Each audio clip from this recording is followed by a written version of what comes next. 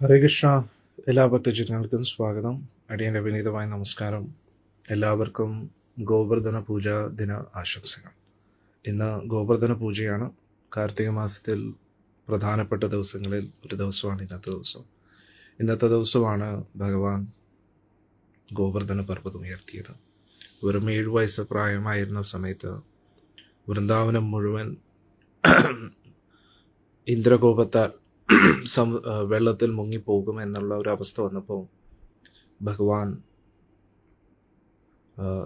ഇടത് കൈയുടെ ചെറിയ വിരലിൽ ഗോവർദ്ധന പർവ്വതം ഉയർത്തുകയാണ്. ആ ഒരു ലീല നടന്നത് ഇന്നത്തെ ദിവസമാണ്. അപ്പോൾ ഗോവർദ്ധന പൂജ ദിവസത്തിൻ്റെ മഹാത്മ്യം എന്താണെന്നും ആ വ്രതം എങ്ങനെ അനുഷ്ഠിക്കണമെന്നും ഒക്കെ നമ്മളിന്ന് പഠിക്കാൻ പോവുകയാണ്. ഇന്ന് അത് പഠിക്കുമ്പോൾ എല്ലാവർക്കും ഇന്ന് തന്നെ അത് ചെയ്യാൻ പറ്റുമെന്ന് അറിഞ്ഞുകൂടാ. പക്ഷേ തുടക്കത്തിൽ തന്നെ ഞാൻ ചുരുക്കത്തിൽ പറയാം. ഈ സത്സംഗം കേൾക്കുന്ന എല്ലാ ഭക്തരും ഗോവർദ്ധന പൂജ എങ്ങനെയാണ് നടത്തേണ്ടത് എന്ന്. പൊതുവെ ഇന്ന് ഗോസേവ എന്തെങ്കിലും എല്ലാവരും ചെയ്യേണ്ടതാണ്. നിങ്ങളുടെ അടുത്തുള്ള പശുക്കളെ ഒന്ന് തൊട്ട് വണങ്ങുകയും അവർക്ക് എന്തെങ്കിലും കഴിക്കാനായിട്ട് എന്തെങ്കിലും കൊടുക്കുകയും അങ്ങനെയാണ് ആദ്യം ചെയ്യേണ്ടത്. അത് രാവിലെ തന്നെ ചെയ്താൽ ഏറ്റവും ഉത്തമമാണ്, ഒരു 12 മണിക്ക് മുമ്പായിട്ട്. പിന്നെ ഇന്നത്തെ ദിവസം ഭഗവാൻ തന്നെയാണ്, ഗുരുവായൂരപ്പൻ തന്നെയാണ് ഗോവർദ്ധനമായി മാറുന്നത്. അങ്ങനെ ഒരു ആചാര്യന്മാർ പറയുന്നുണ്ട്. ഗിരിരാജ് ഗോവർദ്ധൻ എന്ന് പറയുന്നത് ഭഗവാന്റെ തന്നെ ഒരു വിസ്തരണമാണ്. ഭഗവാൻ തന്നെ ഗോവർദ്ധനമായിട്ട് മാറുന്നതാണ്. അത് നമുക്ക് ശ്രീമദ് ഭാഗവതത്തിൽ അത് നമ്മൾ പഠിച്ചിട്ടുണ്ട് അല്ലേ. എല്ലാ വൃന്ദാവനവാസികളും എല്ലാവിധ വിഭവങ്ങളും റെഡിയാക്കിയതിനു ശേഷം ഭഗവാനെ ക്ഷണിക്കുമ്പോൾ ഭഗവാൻ തന്നെ ഗോവർദ്ധനമായിട്ട് പ്രത്യക്ഷപ്പെടുകയാണ്. എന്നിട്ട് വ്രജവാസികൾ തയ്യാറാക്കിയ എല്ലാ വിഭവങ്ങളും ഭഗവാൻ കഴിക്കുകയാണ്. അതിനുശേഷം ഭഗവാൻ പറയും, ഇനിയും കൊണ്ടുവരും പറയുകയാണ്. അങ്ങനെ വൃന്ദാവനവാസികൾ വീണ്ടും ഒരുപാട് നിവേദ്യങ്ങൾ തയ്യാറാക്കുകയാണ്. അതും ഭഗവാൻ കഴിക്കുകയാണ്. അങ്ങനെ ഒടുവിൽ ഭഗവാൻ അതെല്ലാം തിരിച്ച് എല്ലാവർക്കും പ്രസാദമായിട്ട് കൊടുക്കുകയാണ്. യഥാർത്ഥത്തിൽ വർഷത്തിൽ ഒരിക്കൽ ദേവേന്ദ്രൻ്റെ പൂജ നടക്കുന്ന ദിവസമായിരുന്നു. വൃന്ദാവനവാസികൾ എല്ലാ വർഷവും ദേവേന്ദ്രൻ്റെ പൂജ നടത്തുമായിരുന്നു. കാരണം അവരുടെ ഒരു സങ്കല്പം അനുസരിച്ച് ദേവേന്ദ്രനിൽ നിന്നാണല്ലോ മഴ പെയ്യുന്നത്. അതുകൊണ്ട് ദേവേന്ദ്രൻ്റെ അനുഗ്രഹത്താൽ പൊതുവേ നമ്മൾ ഇന്നത്തെ മോഡേൺ ജനറേഷനിൽ എല്ലാവർക്കും ഇത് വിശ്വസിക്കാൻ ബുദ്ധിമുട്ടായിരിക്കും. പക്ഷേ പൊതുവേ നമ്മൾ മനസ്സിലാക്കേണ്ട കാര്യം, ഈ പ്രകൃതിയിലുള്ള എല്ലാ ഊർജങ്ങളും എല്ലാ ശക്തികളും നമുക്ക് ലഭിക്കുന്ന ദേവന്മാരിൽ നിന്നാണ്. നമുക്ക് അവരെ കാണാൻ കഴിയുന്നില്ല എന്നതിൻ്റെ അർത്ഥം അവർ ഇല്ല എന്നല്ല. ഉദാഹരണത്തിന് ഇലക്ട്രിസിറ്റി ബോർഡിൽ നിന്ന് ഇലക്ട്രിസിറ്റി ലഭിക്കുന്നു നമുക്ക് അല്ലേ. അപ്പോൾ നമ്മൾ എല്ലാ ദിവസവും ഇലക്ട്രിസിറ്റി ബോർഡിലുള്ള എല്ലാവരെയും കാണാറുണ്ടോ? അതിൻ്റെ പ്രധാന പവർ സ്റ്റേഷൻ എവിടെയാണെന്ന് നമുക്ക് അറിഞ്ഞുകൂടാ. നമ്മൾ ആ ഇലക്ട്രിസിറ്റി ബില്ലടയ്ക്കും, അപ്പോൾ നമുക്ക് ഇലക്ട്രിസിറ്റി ലഭിക്കും അല്ലേ. അതേപോലെ വാട്ടർ സപ്ലൈ, അതേപോലെ നമ്മൾ താമസിക്കുന്ന സ്ഥലത്തെ ക്ലീനിനെസ് നോക്കുന്നു മുനിസിപ്പാലിറ്റി. അങ്ങനെ എല്ലാ കാര്യത്തിനും ഏതെങ്കിലും ഒരു ഡിപ്പാർട്ട്മെൻ്റ് ഉണ്ട്. പിന്നെ നമ്മൾ താമസിക്കുന്ന ഒരു രാജ്യത്തിലാണ്, ഒരു സംസ്ഥാനത്തിലാണ്. ആ രാജ്യത്തിലെ എല്ലാ കാര്യങ്ങളും ഭംഗിയായിട്ട് നടക്കണം അല്ലേ. സംസ്ഥാനത്തിലെ എല്ലാ കാര്യങ്ങളും ഭംഗിയായിട്ട് നടക്കണം. അതിനായിട്ട് സർക്കാരുണ്ട് അല്ലേ. കേന്ദ്ര സർക്കാർ, സംസ്ഥാന സർക്കാർ, പിന്നെ ജില്ലാധികാരികൾ. അതേപോലെ ഈ പ്രപഞ്ചത്തിൻ്റെ എല്ലാത്തിനും അതിൻ്റേതായിട്ടുള്ള ദേവീദേവന്മാരുണ്ട്. ഇവരെല്ലാം നിയന്ത്രിക്കുന്ന ഒരു പ്രധാന വ്യക്തിയുണ്ട്. അതാണ് ഭഗവാൻ ഗുരുവായൂരപ്പൻ. ഭഗവാന്റെ നിയന്ത്രണത്തിൽ എല്ലാവിധ ദേവീദേവന്മാരും പ്രവർത്തിച്ചുകൊണ്ടിരിക്കുകയാണ്. അപ്പോൾ നമ്മൾ എങ്ങനെയാണോ നമ്മുടെ സർക്കാരിന് ടാക്സ് അടയ്ക്കുന്നത്, അതേപോലെ യജ്ഞങ്ങൾ ചെയ്യേണ്ടതായിട്ടുണ്ട്. യജ്ഞഹോമാദികൾ. അപ്പോൾ നാട്ടിൽ യജ്ഞം എന്ന് പറയും, നോർത്തിലൊക്കെ ഹവൻ എന്ന് പറയും അല്ലേ. അങ്ങനെയുള്ള പൂജാതി കർമ്മങ്ങളിലൂടെ നമ്മുടെ കൃതജ്ഞത വ്യക്തമാക്കേണ്ടതാണ്. അപ്പോൾ വൃന്ദാവനവാസികളും അതേപോലെ വർഷത്തിലൊരിക്കൽ ഗോവർദ്ധന പൂജ ദേവേന്ദ്ര പൂജ നടത്തുകയായിരുന്നു. അവർക്ക് അവരുടെ കയ്യിലുണ്ടായിരുന്ന എല്ലാവിധ വിഭവങ്ങൾ കൊണ്ടും ദേവേന്ദ്രന് നിവേദ്യമായിട്ട് സമർപ്പിക്കുകയായിരുന്നു. യജ്ഞത്തിലൂടെ അത് ദേവേന്ദ്രന് സമർപ്പിക്കുകയായിരുന്നു. അപ്പോൾ അതെല്ലാം ദേവേന്ദ്രൻ സ്വീകരിക്കും. അതിൻ്റെ അനുഗ്രഹത്താൽ ദേവേന്ദ്രൻ മഴ പെയ്യിപ്പിക്കും. അപ്പോൾ നമ്മൾ വിചാരിക്കും, യജ്ഞം നടത്തിയാലും ഇല്ലെങ്കിലും മഴ എന്തായാലും പെയ്യുമല്ലോ.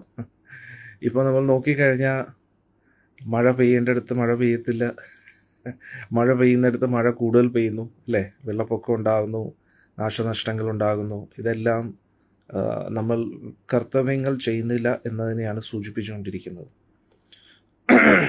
നമ്മൾ യഥാർത്ഥത്തിൽ ധർമ്മം അനുഷ്ഠിച്ച് പ്രവർത്തിക്കുകയാണെങ്കിൽ നമുക്ക് വേണ്ടുന്ന അത്രത്തോളമായിരിക്കും മഴ പെയ്യുന്നത്. അതൊരിക്കലും നാശനഷ്ടങ്ങൾ ഉണ്ടാക്കത്തില്ല. നാശനഷ്ടങ്ങൾ ഒന്നുകിൽ വരൾച്ച, അല്ലെങ്കിൽ പിന്നെ നാശനഷ്ടങ്ങൾ. ഇങ്ങനെയാണ് ഇപ്പോഴത്തെ അവസ്ഥ. അതിൻ്റെ പ്രധാന കാരണം ധർമ്മം പാലിക്കുന്നില്ല. ധർമ്മം പാലിക്കുന്ന വ്യക്തികൾ താമസിക്കുന്ന സ്ഥലത്ത് ഭൂമി ദേവി സന്തുഷ്ടയായിരിക്കും. അപ്പോൾ ആ കായിക കനികൾ, അന്നേരം ഞാൻ നേരത്തെ പറഞ്ഞ പോലെ എല്ലാത്തിനും അതിൻ്റേതായിട്ടുള്ള ദേവീ ദേവന്മാരുണ്ട്. അതേപോലെ ഭൂമിയുടെ സന്തുലിതാവസ്ഥ ഭൂമിയുടെ സന്തുലിതാവസ്ഥ എന്ന് പറയുമ്പോൾ എങ്ങനെയാണ്, ഭൂമിയുടെ എന്തു പറയുന്ന നമ്മൾ ആ വിത്തിടുമ്പോൾ അതിൻ്റേതായിട്ടുള്ള ഫലങ്ങൾ നമുക്ക് ലഭിക്കാൻ, ആ വിത്ത് വളർന്ന് നല്ല വിളവുള്ള മണ്ണായിരിക്കണം അല്ലേ. അതൊന്നും നമുക്ക് ആർട്ടിഫിഷ്യലി ഫെർട്ടിലൈസേഴ്സ് കൊണ്ട് മാത്രം നേടിയെടുക്കാൻ പറ്റുന്നതല്ല. ഇന്ന് എല്ലാവരും വളരെ റോബോട്ടിക്കായിട്ട് നടക്കുകയാണ്. മെഷീൻസും ഗാഡ്ജറ്റ്സുമായിട്ട് ജീവിച്ച് ശീലമായതുകൊണ്ട് എല്ലാം by the click of a button നടക്കും എന്നുള്ളൊരു വിശ്വാസത്തിലാണ് നമ്മൾ ഇന്നത്തെ കാലത്ത് എല്ലാവരും ജീവിക്കുന്നത്. പക്ഷെ അങ്ങനെയല്ല യഥാർത്ഥത്തിൽ.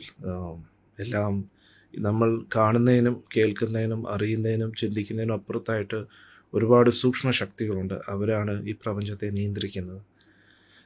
നമുക്ക് മനസ്സിലായാലും ഇല്ലെങ്കിലും ഒരു ദിവസം നമ്മളത് മനസ്സിലാക്കും. നമ്മൾ അനുഭവിച്ചുകൊണ്ടിരിക്കുന്നു അല്ലേ. നമ്മൾ എത്ര സയൻസ് ആൻഡ് ടെക്നോളജി ഉണ്ടെന്ന് പറഞ്ഞാലും നമുക്ക് ഭൂമികുലുക്കത്തെ നിയന്ത്രിക്കാൻ കഴിയത്തില്ലല്ലോ അല്ലേ. ഏറ്റവും അഡ്വാൻസ്ഡ് ആയിട്ടുള്ള അമേരിക്കയിൽ തന്നെ എപ്പോഴും ഈ വലിയ കൊടുങ്കാറ്റുകൾ, സൈക്ലോൺസ് വീണ്ടും ആക്രമിച്ചുകൊണ്ടിരിക്കുന്ന എത്ര നാശനഷ്ടങ്ങളാണ് ഉണ്ടാക്കിക്കൊണ്ടിരിക്കുന്നത് അല്ലേ. കുറച്ച് വർഷങ്ങൾക്ക് മുമ്പേ നമ്മൾ സുനാമി നേരിട്ടു. നമ്മുടെ ഭാരതത്തിൽ തന്നെ ദക്ഷിണ ഭാരതത്തിൽ സമുദ്രമേഖലകളിലൊക്കെ ഇപ്പോഴും ഉത്തരാഖണ്ഡിലൊക്കെ ഒരുപാട് നാശനഷ്ടങ്ങളുണ്ടായി. അന്നേരം പ്രകൃതി എന്ന് പറയുന്നത് നമ്മുടെ നിയന്ത്രണത്തിലല്ല. ഭൂമി, കാറ്റ്, സൂര്യദേവൻ, അഗ്നി, അങ്ങനെ പഞ്ചഭൂതങ്ങൾ, അത് കൂടാതെ എന്തായാലും നമ്മൾ ജലം എന്ന് പറഞ്ഞാലും ആ ജലത്തിൻ്റെ നിയന്ത്രണത്തിനായിട്ട് വരുണദേവൻ ഉണ്ടെങ്കിലും അത് ഭൂമിയിലുള്ള ജലസ്രോതസ്സുകളെയാണ് അത് സൂചിപ്പിക്കുന്നത്. പക്ഷെ അത് കൂടാതെ മഴ എന്ന് പറയുന്നത്, ഇപ്പം നമ്മൾ ജലസ്രോതസ് പല പല സ്ഥലങ്ങളിലായിരിക്കും, പക്ഷെ നമുക്ക് അവിടെ നിന്നും ജലം ശേഖരിച്ച് ഇങ്ങനെ കൊണ്ടുവരാൻ കഴിയില്ലല്ലോ അല്ലേ. നമ്മൾ എത്ര മഴ പെയ്യുമ്പോഴാണ് ആ ജലസ്രോതസ്സുകൾ നിറയുന്നതും, അതൊന്നുകിൽ അണ്ടർഗ്രൗണ്ട് വാട്ടറായിട്ട് മാറുന്നതും, പിന്നെ മുകളിൽ നിന്ന് കാർമേഘങ്ങളിൽ നിന്ന് മഴ പെയ്യുന്നത്. മഴയില്ലെങ്കിൽ പിന്നെ തീർന്നല്ലോ അല്ലേ. അപ്പോൾ ഞാൻ പറഞ്ഞു വന്നത്, എത്രത്തോളം നമ്മൾ എല്ലാ ദേവന്മാരെയും ആശ്രയിച്ചിട്ടിരിക്കുകയാണ് നമ്മുടെ ജീവിതം എന്ന് നമ്മൾ മനസ്സിലാക്കണം. അന്നേരം ഇതെന്തിനാണ് ഞാൻ പറഞ്ഞത്, ചില വ്യക്തി ഇന്നത്തെ കാലത്ത് നിരീശ്വരവാദിയാവുക എന്നതൊരു വലിയൊരു ഫാഷനായിട്ടിരിക്കുകയാണ്. നിരീശ്വരവാദിയാണെങ്കിൽ അവർ അഡ്വാൻസ്ഡ് സയൻസ് അറിയുന്ന വ്യക്തികൾ എന്താണ്. അല്ലാതെ ഈശ്വരവിശ്വാസം എന്ന് പറഞ്ഞു കഴിഞ്ഞാൽ അവരെല്ലാം അന്ധവിശ്വാസികൾ എന്നാണ് എല്ലാവരും വിശ്വസിക്കുന്നത്. കാരണം അങ്ങനെ കുറേ സിനിമകൾ ഇറങ്ങാറുണ്ട്. അന്ധവിശ്വാസത്തിൻ്റെ കോമാളിത്തരങ്ങൾ കാണിച്ചിട്ടുള്ള ഓരോ സിനിമകളൊക്കെ ഇറക്കും ഇന്നത്തെ കാലത്ത്. തമാശകളൊക്കെ വിശ്വാസവുമായിട്ട് ബന്ധപ്പെടുത്തിയതാണ്. അങ്ങനെ തമാശകളൊക്കെ റെഡിയാക്കി ആൾക്കാരെ കോമാളികളാക്കിക്കൊണ്ടിരിക്കും. അതായത് പൂജാരിമാരെയും പിന്നെ എന്തു പറയുന്ന വിശ്വാസികളെ എല്ലാവരെയും. മറ്റു മതക്കാരെ ആരും കളിയാക്കാറില്ല. എപ്പോഴും കളിയാക്കുന്നത് ഹിന്ദു ധർമ്മത്തെ ആയിരിക്കും. ഇസ്ലാമികരെയും ക്രിസ്ത്യാനികളെയും കളിയാക്കാറില്ല, കാരണം അവരൊക്കെ നല്ല വ്യക്തികളാണ്. തീർച്ചയായിട്ടും എല്ലാ മതത്തിലും നല്ല വ്യക്തികളുണ്ട്. പക്ഷേ അന്ധവിശ്വാസമുണ്ട്. പക്ഷെ അതിൻ്റെ അർത്ഥം എല്ലാം അന്ധവിശ്വാസമാണെന്ന് നമ്മൾ കരുതരുത്. നമ്മൾക്ക് അറിയത്തില്ല എന്നതിൻ്റെ പേരിൽ അങ്ങനെ ഒരു സംഭവമേ ഇല്ല എന്ന് നമ്മൾ കരുതരുത്. അപ്പോൾ ഇതെല്ലാം ഞാൻ എന്തുകൊണ്ട് പറയുന്നു, ഇന്ന് ഗോവർദ്ധന പൂജയാണ്. അതുകൊണ്ടാണ് ഇന്നത്തെ ദിവസമാണ് ഭഗവാൻ ഗോവർദ്ധന പർവ്വതത്തെ ഉയർത്തിയത്. അപ്പോൾ നമ്മൾ അറിയേണ്ട ചില കാര്യങ്ങളുണ്ട്, അതൊക്കെ ഞാൻ പറയും. സാധാരണ രീതിയിൽ നമ്മൾ സത്സംഗമായിട്ടാണ് എടുക്കുന്നത്. നമ്മൾ സത്സംഗമായിട്ടുള്ള ഒരു ജനറൽ ചർച്ച എന്നുള്ള രീതിയിൽ, കാരണം അധികം സമയം നമുക്കില്ല. കാരണം ആ ഒരു ആഘോഷത്തിൽ നിങ്ങളും പങ്കെടുക്കണം. അപ്പോൾ ഞാൻ പറഞ്ഞതുപോലെ ഇനി പറയാൻ പോകുന്ന കാര്യങ്ങൾ അതും കുറച്ച് കോൺട്രവേഴ്ഷ്യൽ ആവും. കാരണം ഗോസേവയെ നമ്മൾ പ്രൊമോട്ട് ചെയ്യുമ്പോൾ അതിനെ കളിയാക്കുന്ന ഒരു വിഭാഗമുണ്ട്. ഗോസേവയെ പാർട്ടിവൽക്കരിക്കുന്ന ഒരു വിഭാഗമുണ്ട്. ഗോസേവ, ഗോക്കൾ എന്നത് പറയുന്ന നമ്മുടെ പാർട്ടിയുടെയാണെന്ന് അവകാശപ്പെടുന്ന ഒരു വിഭാഗമുണ്ട്. ഗോസേവ പാടില്ല എന്ന് പറയുന്ന ഒരു പാർട്ടി വിഭാഗമുണ്ട്. പക്ഷേ ഗോസേവ ഒരു പാർട്ടിയുടെ അല്ല. അപ്പോൾ പാവം ഗോക്കളെ ഒരു പാർട്ടിയുടെ ആക്കരുത്, പാർട്ടിക്ക് വിരുദ്ധവും ആക്കരുത്. പാവം ഗോക്കൾ എന്ത് തെറ്റ് ചെയ്തു അല്ലേ? എല്ലാ മിണ്ടാപ്രാണികൾക്കും ജീവിക്കാനുള്ള അവകാശമുണ്ട്. ഒരു പാർട്ടിക്കെതിരെ നിൽക്കാൻ വേണ്ടി പശുക്കളെ ബലിയാക്കരുത്. അത് ഏറ്റവും വലിയ പാപമാണ്. കാരണം നമ്മൾ ഗുരുവായൂരപ്പനെ നോക്കിക്കഴിഞ്ഞാൽ ഗുരുവായൂരപ്പൻ എപ്പോഴും നിൽക്കുന്നത് പശുക്കളുടെ കൂട്ടത്തിലാണ്. ഭഗവാൻ ഈ പ്രപഞ്ചത്തിൻ്റെ മുഴുവൻ നാഥനാണ്, അഖില കോടി ബ്രഹ്മാണ്ഡ നായകനാണ്. അദ്ദേഹത്തിന് എന്തും ചെയ്യാനുള്ള അധികാരം അവകാശമുണ്ട് അല്ലേ? അദ്ദേഹത്തിന് പ്രത്യേകിച്ച് ഒരു ജോലി എന്നുള്ള രീതിയിൽ ഒന്നും ചെയ്യേണ്ടതായിട്ടില്ല. കാരണം ഈ പ്രപഞ്ചം മുഴുവൻ അദ്ദേഹത്തിൻ്റെതാണ്. ഏകല ഈശ്വർ കൃഷ്ണ ആർസഭൃത്യ എന്ന ചൈതന്യ ചരിതാമൃതത്തിൽ ഒരു ശ്ലോകം വരുന്നുണ്ട്. അതായത് ഒരേ ഒരു ഈശ്വരൻ, ബാക്കിയെല്ലാം ഭൃത്യന്മാരാണ് എന്ന് പറയുന്നുണ്ട്. ഇത് കേൾക്കുമ്പോഴും ചിലർ അതെന്താ കൃഷ്ണൻ മാത്രം ഈശ്വരൻ? അപ്പോൾ നമ്മൾ പറയണേ പ്രധാനമന്ത്രി മാത്രം എന്തുകൊണ്ട് പ്രധാനമന്ത്രിയായി? അത് പ്രധാനമന്ത്രി ആയതുകൊണ്ട് അല്ലേ? ഇപ്പം 5 വർഷം കൂടുമ്പോൾ പ്രധാനമന്ത്രിയുടെ സ്ഥാനത്തിരിക്കുന്ന വ്യക്തിയാണ്. പക്ഷേ പ്രധാനമന്ത്രി എന്നൊരു പോസ്റ്റ് എപ്പോഴും കാണത്തില്ലേ? അതേപോലെ ഭഗവാന് ഇലക്ഷനിൽ നിൽക്കേണ്ട ആവശ്യമില്ല. ഭഗവാൻ എന്നെന്നും ഈ പ്രപഞ്ചത്തിൻ്റെ നാഥനാണ്. ഭഗവാന്റെ ആ വിശ്വരൂപം, വിരാട് രൂപം കാണിക്കുമ്പോൾ സർവ്വചരാചരങ്ങളും ഭഗവാനിൽ ഇരിക്കുന്നു. യശോദാമ്മ ഭഗവാനെ ഉരുളിൽ കെട്ടുന്ന സമയത്ത് ഭഗവാന്റെ ഉള്ളിൽ ഭഗവാൻ വാ തുറന്ന് കാണിക്കുമ്പോൾ എല്ലാ ബ്രഹ്മാണ്ടങ്ങളും ഭഗവാന്റെ ഉള്ളിലിരിക്കുകയാണ് അല്ലേ? അത് കൂടാതെ പരമയോഗിയായ മാർക്കണ്ഡേയ ഋഷി ഇങ്ങനെ പ്രളയത്തിൽപ്പെട്ട് ഇങ്ങനെ രക്ഷപ്പെടാൻ നോക്കുമ്പോഴത്തേക്ക് ഒരു ആലുകളിൽ കിടക്കുന്ന ഭഗവാനെ കാണുകയാണ്, ഉണ്ണിക്കണ്ണനെ കാണുകയാണ്. എന്നിട്ട് ഭഗവാന്റെ ശ്വാസത്തിലൂടെ ഉള്ളിലേക്ക് പോകുമ്പോൾ എല്ലാ ബ്രഹ്മാണ്ടങ്ങളും അകത്ത് കിടക്കുന്നതായിട്ട് കാണുകയാണ്. ഒന്ന് ആലോചിച്ചു. ഇതൊക്കെ അത്ഭുതങ്ങളായിട്ടാണ് നമ്മൾ അതായത് ഇത് കാണുന്ന വ്യക്തികൾ ചിന്തിക്കുന്നത്.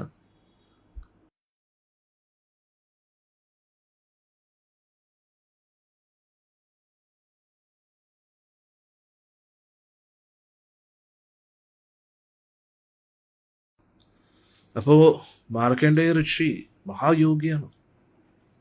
അദ്ദേഹത്തിന് എപ്പോഴും 16 വയസ്സാണ്. നമുക്കറിയാം മാർക്കണ്ഡേയ ഋഷിയുടെ കഥ. അപ്പോൾ അദ്ദേഹം മായാദേവി ഒട്ടും സ്പർശിക്കാത്തൊരു വ്യക്തിയാണ് മാർക്കണ്ഡേയ ഋഷി. അപ്പോൾ നരനാരായണ ഋഷിയെ കാണുമ്പോഴത്തേക്ക് ചോദിക്കുകയാണ് എന്ത് വരം വേണമെന്ന് ചോദിച്ചപ്പോൾ മാർക്കണ്ഡേയ ഋഷി പറഞ്ഞു, എനിക്ക് മായ എന്താണെന്ന് അപ്പം ഭഗവാൻ ഒന്ന് ചിരിച്ചു. ഭഗവാന്റെ ചിരി തന്നെയാണ് മായ. അപ്പോൾ ഭഗവാന്റെ ആ മന്ദഹാസത്തിൽ ഭഗവാൻ പറഞ്ഞു, കാണിച്ചു തരാം, അധികം കുറച്ച് ദിവസത്തിനുള്ളിൽ നീ കാണുമെന്ന് പറഞ്ഞു. അങ്ങനെ ഒരാഴ്ച കഴിഞ്ഞപ്പോഴത്തേക്ക് മാർക്കണ്ഡേയ ഋഷി ഇങ്ങനെ ആശ്രമത്തിൽ ഇരിക്കുകയായിരുന്നു. ആശ്രമത്തിൽ എന്തോ സേവനങ്ങളിൽ ഏർപ്പെട്ടുകൊണ്ടിരിക്കുക. പെട്ടെന്ന് വളരെ ശക്തമായിട്ട് മഴ പെയ്യുന്നു, വളരെ ശക്തമായിട്ട്. ആ മഴ പെയ്ത് നിമിഷങ്ങൾക്കുള്ളിൽ ഭൂമി വെള്ളം കൊണ്ട് നിറഞ്ഞു. കര കാണാൻ പറ്റുന്നില്ലായിരുന്നു, അത്രയ്ക്ക് വെള്ളം കൊണ്ട് നിറഞ്ഞു. സമുദ്രവും നദികളും എല്ലാം ഒന്നായെന്നുള്ള. ഭൂമിയില്ല, എല്ലാം വെള്ളത്തിലായി. സ്വർഗം വരെ വെള്ളത്തിലായി. അത് അടിയിലുള്ള ആ ഗർഭജലം വരെ അങ്ങ് പൊങ്ങി എല്ലാം വെള്ളത്തിലായെന്നുള്ള. എന്നിട്ട് മാർക്കണ്ഡ വലിയ തിമിംഗലങ്ങളും വലിയ ഭീകര ജീവികളെല്ലാം ഇദ്ദേഹത്തെ ആക്രമിക്കാനായിട്ട് വരികയാണ്. ഇദ്ദേഹം എങ്ങനെയൊക്കെയോ രക്ഷപ്പെട്ട് ഇങ്ങനെ പോവുകയാണ്. വെള്ളത്തിൻ്റെ അടിയിൽ ഇങ്ങനെ താഴ്ന്നു പോകുന്നു. വീണ്ടും അദ്ദേഹം പൊങ്ങി വരുന്നു, നീന്തി തളർന്നു എന്നുള്ളതാണ്. ഒന്ന് ആലോചിച്ച് നോക്കൂ, നിങ്ങൾ സമുദ്രത്തിൻ്റെ അടുത്ത് പോകുമ്പോൾ നിങ്ങൾക്ക് കാണാൻ പറ്റും ആ സമുദ്രത്തിൻ്റെ ശക്തി എന്തുവാണ് അല്ലേ? ആ പാറയിൽ വന്ന് അടിക്കുന്ന അടി, നമ്മളവിടെ നിന്നാൽ നമ്മൾ തെറിച്ചു പോകും. അത്രയ്ക്ക് ശക്തമായിട്ടാണ് അടിക്കുന്നത്. അപ്പോൾ നമുക്ക് ഒരു സമുദ്രത്തിൻ്റെ അടുത്ത് ഇരിക്കാൻ ഇഷ്ടം എന്തുകൊണ്ടാണ്? കരയുണ്ട്, അതുകൊണ്ടാണ്. ബീച്ചിൻ്റെ അടുത്ത്, ആ മണലിൻ്റെ അടുത്ത് നിന്ന് സമുദ്രത്തെ കാണാൻ വലിയ ഭംഗിയാണ്. പക്ഷേ വെള്ളവും ബോട്ടും കപ്പലും ഒന്നും ഇല്ലാതെ നമ്മൾ സമുദ്രത്തിൻ്റെ നടുക്ക് ഇങ്ങനെ മുങ്ങിക്കിടക്കുന്നു, കരയെ കാണാനില്ല. എന്തായിരിക്കും നമ്മുടെ അവസ്ഥ ഒന്ന് ആലോചിച്ച് നോക്കാം. എന്നിട്ട് നമുക്ക് നീന്തൽ അറിയത്തില്ലെങ്കിൽ പിന്നെ അടിപൊളിയായി. പിന്നെ നമ്മൾ പേടിക്കേണ്ട ആവശ്യമില്ല. നമ്മളങ്ങ് താഴ്ന്നങ്ങ് പൊയ്ക്കോളും. നീന്തൽ അറിയുവാണെങ്കിൽ കഷ്ടപ്പെടണം, നീന്തൽ അറിയത്തില്ലെങ്കിൽ പിന്നെ വളരെ എളുപ്പമാണ്. അപ്പോൾ ഇത് മാർക്കണ്ഡേയ ഋഷി ഇങ്ങനെ കഷ്ടപ്പെട്ട് ഇങ്ങനെ പൊങ്ങി തല മുകളിലേക്ക് വെച്ചോണ്ടിരിക്കുക, കഷ്ടപ്പെട്ടുകൊണ്ടിരിക്കുക. അപ്പോഴേക്ക് നോക്കുമ്പോൾ ഒരു ആലിലയിൽ ഇത്രയും ബഹളത്തിൻ്റെ ഇടയിൽ വലിയൊരു ആലിലയിൽ ദൂരെ ഒരു തിളക്കം കാണുന്നു. ഒരു വടവൃക്ഷം കാണുകയാണ്. ആ വടവൃക്ഷത്തിൻ്റെ ഒരു കൊമ്പിലെ ഒരു ഇലയിൽ, കൊമ്പിൻ്റെ ഒരു ഭാഗത്ത്, അഗ്രഭാഗത്തായിട്ട് ഒരു ഇലയിൽ ആ ഇല ഇങ്ങനെ സമുദ്രത്തിൽ ഇങ്ങനെ മുങ്ങിക്കിടക്കുകയാണ്. എന്നിട്ട് ഈ വടവൃക്ഷം എവിടെ നിന്ന് വന്നു? കരയേ ഇല്ല, പിന്നെ എങ്ങനെ ഈ വടവൃക്ഷം വന്നു? ഈ ഇല എങ്ങനെ വന്നു? ഒന്നും അറിഞ്ഞൂടാ. ആ ഇലയിൽ ഒരു കുഞ്ഞു കുട്ടി ഇങ്ങനെ കിടക്കുകയാണ്. എനിക്ക് ഭാഗവത്തിലെ ഏറ്റവും ഇഷ്ടപ്പെട്ട ഭാഗമാണ്. കാരണം ഭഗവാന്റെ ആ ഒരു ആലിലേക്ക് കിടക്കുന്ന ഭഗവാനെ കാണുമ്പോൾ എന്താ പറയണ്ടേ, ഒരേ സമയത്ത് നമുക്ക് കുട്ടികളെ കാണുമ്പോൾ ഒരു വാത്സല്യം തോന്നും, പക്ഷെ അതേ സമയത്ത് ഈ ഭഗവാൻ പ്രപഞ്ചം മുഴുവൻ അദ്ദേഹത്തിൻ്റെ ഉള്ളിൽ കിടക്കുകയാണ്. അത് വല്ലാത്തൊരു ഒരു ഒരു സംഭവമാണ് ആലിലയിൽ കിടക്കുന്ന ഗുരുവായൂരപ്പൻ. അപ്പോൾ ഭഗവാൻ ഇങ്ങനെ ഒരു തിളക്കം കാണുകയാണ്. ദൂരെ നിന്ന് നോക്കുമ്പോൾ മാർക്കണ്ഡേയ ഋഷിക്ക് ആ ഒരു തിളക്കം കാണുകയാണ്. അപ്പോൾ അടുത്തോട്ടിങ്ങനെ വരുന്നതിനനുസരിച്ച് ഭഗവാന്റെ വലുപ്പം ഇങ്ങനെ വർദ്ധിച്ചുകൊണ്ടിരിക്കുകയാണ്. അതായത് ദൂരെ നോക്കുമ്പോൾ കുഞ്ഞായിരിക്കുമല്ലോ, അന്നേരം അടുത്തോട്ട് ചെല്ലുമ്പോഴത്തേക്ക് ഭഗവാൻ വലുതായിട്ട് തോന്നുകയാണ്. പക്ഷെ ആലിലയിൽ ഇങ്ങനെ കളിച്ചുകൊണ്ടിരിക്കുന്നു. കൊച്ചുകുട്ടി എങ്ങനെയാണോ കാലിട്ട് ഇങ്ങനെ അടിച്ചു കിടക്കുന്നത് അതേപോലെ.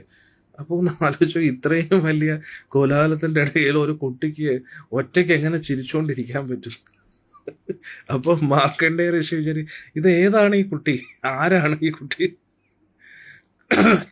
ഒരു ഭയമില്ലാതെ, ഞാൻ നേരത്തെ പറഞ്ഞില്ലേ, നമുക്ക് ഒരു വള്ളത്തിലാണെങ്കിൽ പോലും സമുദ്രത്തിന്റെ മധ്യത്തിൽ നമ്മൾ ഇരിക്കുകയാണെങ്കിൽ നമുക്ക് എന്തുമാത്രം ഭയമായിരിക്കും.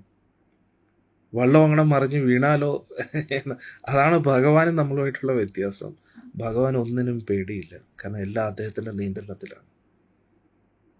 ചില വ്യക്തികൾ കുറച്ച് ധ്യാനമൊക്കെ പഠിച്ചു കഴിയുമ്പോഴത്തേക്ക് തോന്നും ഞാൻ ഭഗവാനാണെന്ന്. സമുദ്രത്തിന്റെ മധ്യത്തിൽ ഇരുത്തി നോക്കും, അപ്പം മനസ്സിലാവും ഭഗവാനാണല്ലേ. സമുദ്രത്തിന്റെ മധ്യത്തിൽ ഒരു വള്ളത്തിൽ ഇരുത്തിയാൽ മതി, അപ്പൊ ആര് ഭഗവാനാണ് അല്ലെന്നറിയാൻ പറ്റും. അപ്പോ ഒരു ഭയം ഇല്ലാതെ ഈ കുഞ്ഞു കുട്ടി ഇങ്ങനെ കിടക്കുകയാണ് ആലിലയിൽ. എന്നിട്ട് ഭഗവാൻ ഇടയ്ക്ക് ഈ കാലിലെ തള്ളുവറിൽ ഇങ്ങനെ വായിക്കാത്ത ഇങ്ങനെ വെച്ചുകൊണ്ടിരിക്കുകയാണ്. അതിൻ്റെ ആ തള്ളുവറിൽ ഇങ്ങനെ ഉർജിക്കൊണ്ടിരിക്കുകയാണ്. അപ്പോൾ ആ തള്ളുവരലിൻ്റെ ഉള്ളിൽ എന്താണെന്ന് ഭഗവാൻ ഇങ്ങനെ നോക്കിയാണ്. കാരണം ഈ പ്രപഞ്ചത്തിലുള്ള എല്ലാവരും ആ തള്ളുവരലാണ് കാംക്ഷിക്കുന്നത്. ആ തൃപ്പാദത്തിലെ ആ നഖത്തിൽ തൊട്ട് ഇങ്ങനെ ഇരിക്കാനാണ്, ആ തൃപ്പാദത്തിൽ ലയിക്കാനാണ് എല്ലാവരും ആഗ്രഹിക്കുന്നത്. അന്നേരം ഭഗവാൻ വിചാരിക്കുകയാണ് ഈ തൃപ്പാദത്തിൽ എന്താണുള്ളത് എന്ന് വിചാരിച്ച് ആ കാലിലെ തള്ളുവരൽ ഇങ്ങനെ വായിക്കാത്ത വെച്ചുകൊണ്ടിരിക്കുകയാണ്. ഹരേ കൃഷ്ണ. അപ്പോൾ ഈ മനോഹരമായിട്ടുള്ള കാഴ്ച മാർക്കണ്ഡേയ ഋഷി കണ്ടു. എന്നിട്ട് ഭഗവാൻ ആ ശ്വാസം അകത്തോട്ടെടുത്ത ഉടൻ തന്നെ മാർക്കണ്ഡേയ ഋഷി ഭഗവാന്റെ ഉള്ളിലേക്ക് പ്രവേശിക്കുകയാണ്. അപ്പോൾ ഈ 14 ലോകങ്ങൾ, നമ്മുടെ ഭൂലോകം, ഭുവലോകം, സ്വർലോകം, അടിയിലുള്ള പാതാള ലോകങ്ങൾ എല്ലാം വെള്ളത്തിലായി കിടക്കുകയാണ്. പക്ഷെ ഇതെല്ലാം ഭഗവാന്റെ ഉള്ളിലും കാണുകയാണ്.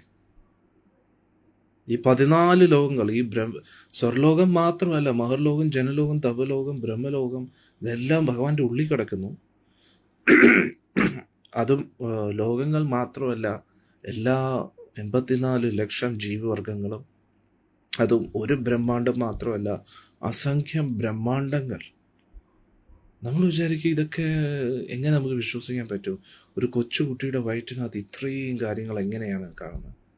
ഭഗവാൻ, ഇതൊരു സാധാരണ കുട്ടികളല്ലോ, ഭഗവാനല്ല. ഇതൊരു അന്ധവിശ്വാസമല്ല, അന്ധമായിട്ട് നമ്മളിത് വിശ്വസിച്ചേ പറ്റൂ. കാരണം അല്ലെങ്കിൽ പിന്നെ ഭഗവാൻ എങ്ങനെ ഭഗവാനായി, അല്ലേ? നമ്മളൊരു സാധാരണ കുട്ടിയെക്കുറിച്ചാണ് ചിന്തിക്കുന്നത്. ഇത് ഭഗവാനാണ് കുഞ്ഞായിട്ട് കിടക്കുന്നത്.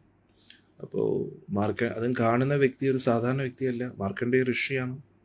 നമ്മൾ ഈ പറയുമ്പോഴും മാർക്കണ്ഡേയ ഋഷി ഇപ്പോഴും ഉണ്ട്. എന്നാൽ ആലോചിച്ച് നോക്കൂ, ചിരഞ്ജീവിയാണ്. എത്രയോ എത്രയോ യുഗങ്ങളെ കണ്ടിരിക്കുന്നു അദ്ദേഹം. അഖണ്ഡ ബ്രഹ്മചാരി മാർക്കണ്ഡേയ ഋഷി.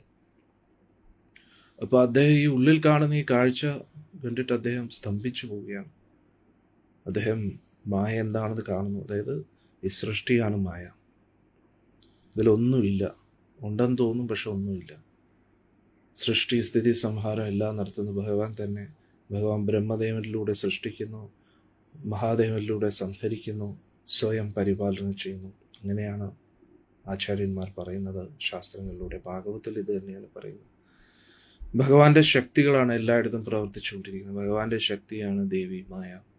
അസംഖ്യം ശക്തികളുണ്ട്. പൊതുവെ ചില ആചാര്യന്മാർ, ചില ഭാഗവത പറയുന്ന വ്യക്തികൾ ദേവിയെ ഏറ്റവും ഉയർത്തിക്കാട്ടുന്നു. ദേവി തീർച്ചയായിട്ടും നമ്മുടെ അമ്മയാണ്, ശക്തിയാണ്. പക്ഷേ ദേവിക്ക് ദേവിയുടേതായിട്ടുള്ള സ്ഥാനമുണ്ട്. ദേവിയെ നമുക്ക് അൾട്ടിമേറ്റ് എന്ന് പറയാൻ കഴിയില്ല. കാരണം ദേവിക്ക് ഒരു സോഴ്സ് ഉണ്ട്. ഒരു സോഴ്സും ഇല്ലാത്തത് ഭഗവാനാണ്. ഭഗവാനാണ് അൾട്ടിമേറ്റ് സോഴ്സ്, എല്ലാത്തിൻ്റെ ഉറവിടം. മത പരതരം നാന്യത്. ഭഗവത്ഗീത ഭാവം പറയുന്നത് എനിക്കപ്പുറത്തായിട്ട് വേറൊന്നും ഇല്ല എന്ന് പറയുന്നു. ഭഗവാനാണ് അൾട്ടിമേറ്റ്. അതായത് ഒരു ട്രെയിനിൽ നമ്മൾ നോക്കുമ്പോൾ ഇഞ്ചിന് അപ്പുറത്തായിട്ട് വേറൊരു ഇഞ്ചിൻ ഇല്ല. ഇഞ്ചിൻ കഴിഞ്ഞ് എല്ലാം ബോഗികളാണ്. ഇഞ്ചിൻ്റെ ഇപ്പുറത്താണ്, ഇഞ്ചിനാണ് വലിച്ചുകൊണ്ടിരിക്കുന്നത്. ഇഞ്ചിന് അപ്പുറത്തായിട്ട് വേറൊരു ഇഞ്ചിനില്ല. അപ്പോൾ അതേപോലെ ഭഗവാനാണ് ഇതിനെയെല്ലാം നിയന്ത്രിക്കുന്നത്, മുന്നോട്ട് കൊണ്ടുപോകുന്നത്. ആ പരമസത്യം എന്ന് പറയുന്നത് നിരപേക്ഷ സത്യം, സത്യം പരം ധീമഹി എന്ന് പറയുന്നത് ഗുരുവായൂരപ്പനാണ്. അത് നമ്മൾ ഗുരുവായൂരപ്പ ഭക്തരായതുകൊണ്ട് മാത്രം പറയുന്നതല്ല.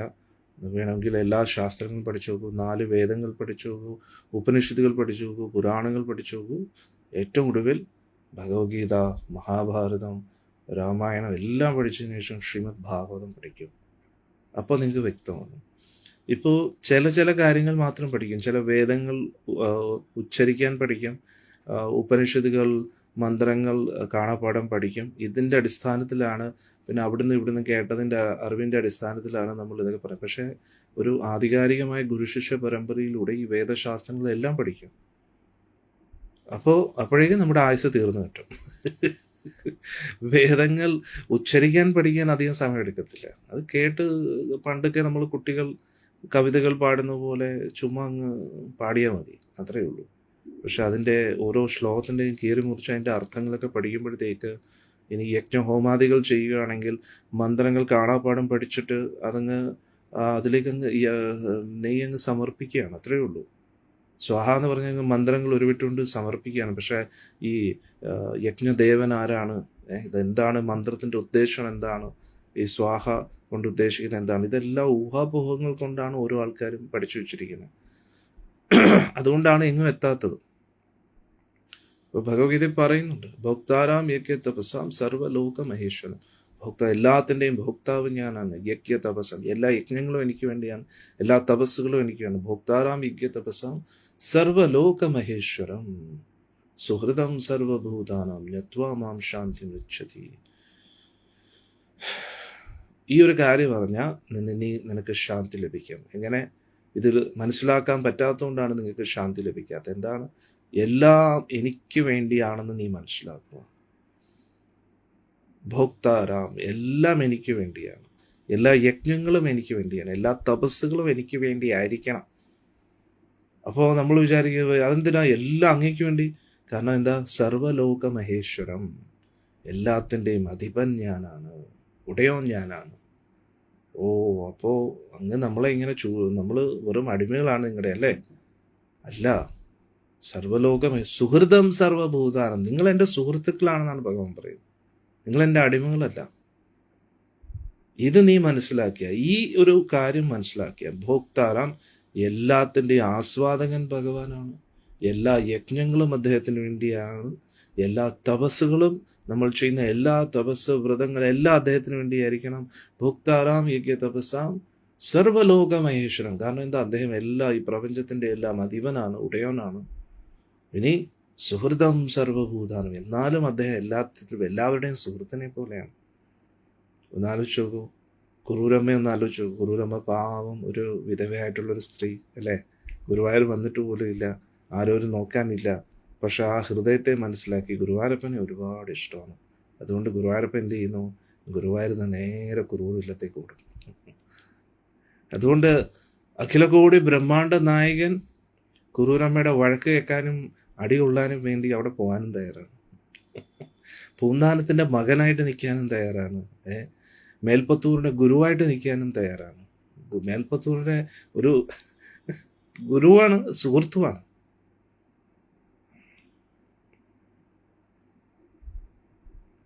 മാനവേദ തിരുമനസിൻ്റെ അദ്ദേഹത്തിന് ഗുരുവായിട്ട് കൃഷ്ണാണ്ടും പറഞ്ഞു കൊടുക്കാനും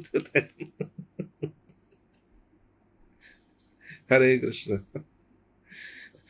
വെല്ലുമംഗലത്തിന്റെ ഒരു ജോലിക്കാരനായിട്ട് സേവനം ചെയ്യാനെന്താ. പിന്നെ മഞ്ജുളയുടെ ഒരു കൂട്ടുകാരനായിട്ടും നിൽക്കാൻ ഭഗവാൻ തയ്യാറാണ്.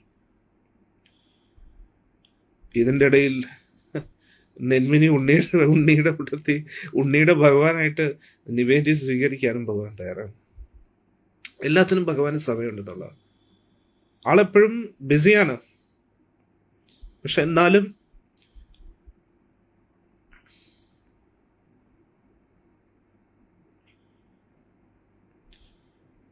എല്ലാവർക്കും വേണ്ടി എപ്പോഴും അദ്ദേഹത്തിന് സമയമുണ്ടെന്നുള്ള നമ്മൾ എത്രത്തോളം ആത്മാർത്ഥമായിട്ട് അദ്ദേഹത്തെ ആഗ്രഹിക്കുന്നു, അതിനനുസരിച്ച് ഗുരുവായൂരപ്പൻ നമ്മുടെ കൂട്ടത്തിലുണ്ടെന്നുള്ള. അപ്പോൾ ഇവിടെ ഞാൻ ഇന്ന് പറഞ്ഞു വന്നത്, ഇതൊന്നും അന്ധവിശ്വാസമല്ല. ഈ പ്രപഞ്ചത്തെ നിയന്ത്രിക്കുന്ന വ്യക്തികളാണ് ദേവന്മാർ. ആ പ്രപഞ്ചത്തെ നിയന്ത്രിക്കാനുള്ള ശക്തി അവർക്ക് ലഭിക്കുന്നത് ഭഗവാനിലൂടെയാണ്. ഭഗവാനാണ് ഓരോ ദേവന്മാർക്ക് ഓരോ സ്ഥാനങ്ങൾ നൽകുന്നത്. അപ്പോൾ ഇതിനെയൊന്നും നമുക്ക് നിസ്സാരമായിട്ട് കാണാൻ കഴിയില്ല. ഇന്ന് സത്യം പറഞ്ഞാൽ ഭാഗവത ശ്ലോകങ്ങളൊക്കെ എടുക്കണമെന്നുണ്ടായിരുന്നു. പക്ഷെ എന്തോ ഹൃദയത്തിൽ നിന്ന് സംസാരിക്കാൻ തോന്നുന്നു. അതുകൊണ്ടാണ് അങ്ങനെ സംസാരിക്കുന്നത്. അപ്പോൾ ഇന്ന് ഗോവർദ്ധന പൂജ ദിവസം വളരെ പ്രധാനപ്പെട്ട ദിവസമാണ്. അപ്പോൾ ഇന്നത്തെ ദിവസം നമ്മൾ എങ്ങനെ ആഘോഷിക്കേണ്ടതെന്ന് ചോദിച്ചാൽ, ആദ്യം നമ്മൾ ചെയ്യേണ്ടത് ഗോസേവയാണ്. 12 മണിക്ക് മുമ്പേ ഗോസേവ ചെയ്യണം.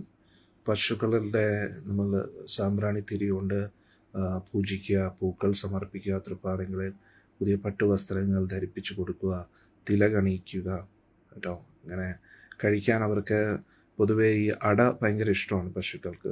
ഈ ഗോതമ്പ് മാവും ശർക്കരയും കൂടെ മിക്സ് ചെയ്ത ഏത് വിഭവവും പശുക്കൾക്ക് വലിയ ഇഷ്ടം. മധുരം ഭയങ്കര ഇഷ്ടമാണ്. ഒരുപാട് കൂടുതലും കൊടുക്കരുത്.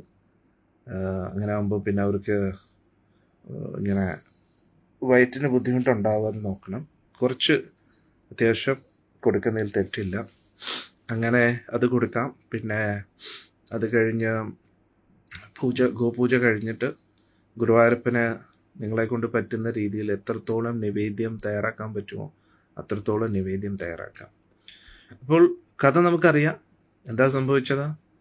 വർഷം തോറും ഞാൻ നേരത്തെ പറഞ്ഞ പോലെ നന്ദ മഹാരാജ്, ഭഗവാന്റെ അച്ഛൻ, യശോദാമ്മ, ഭഗവാന്റെ അമ്മ, പിന്നെ വൃന്ദാവനവാസികളെല്ലാവരും ഇന്ദ്രപൂജ നടത്തുമായിരുന്നു.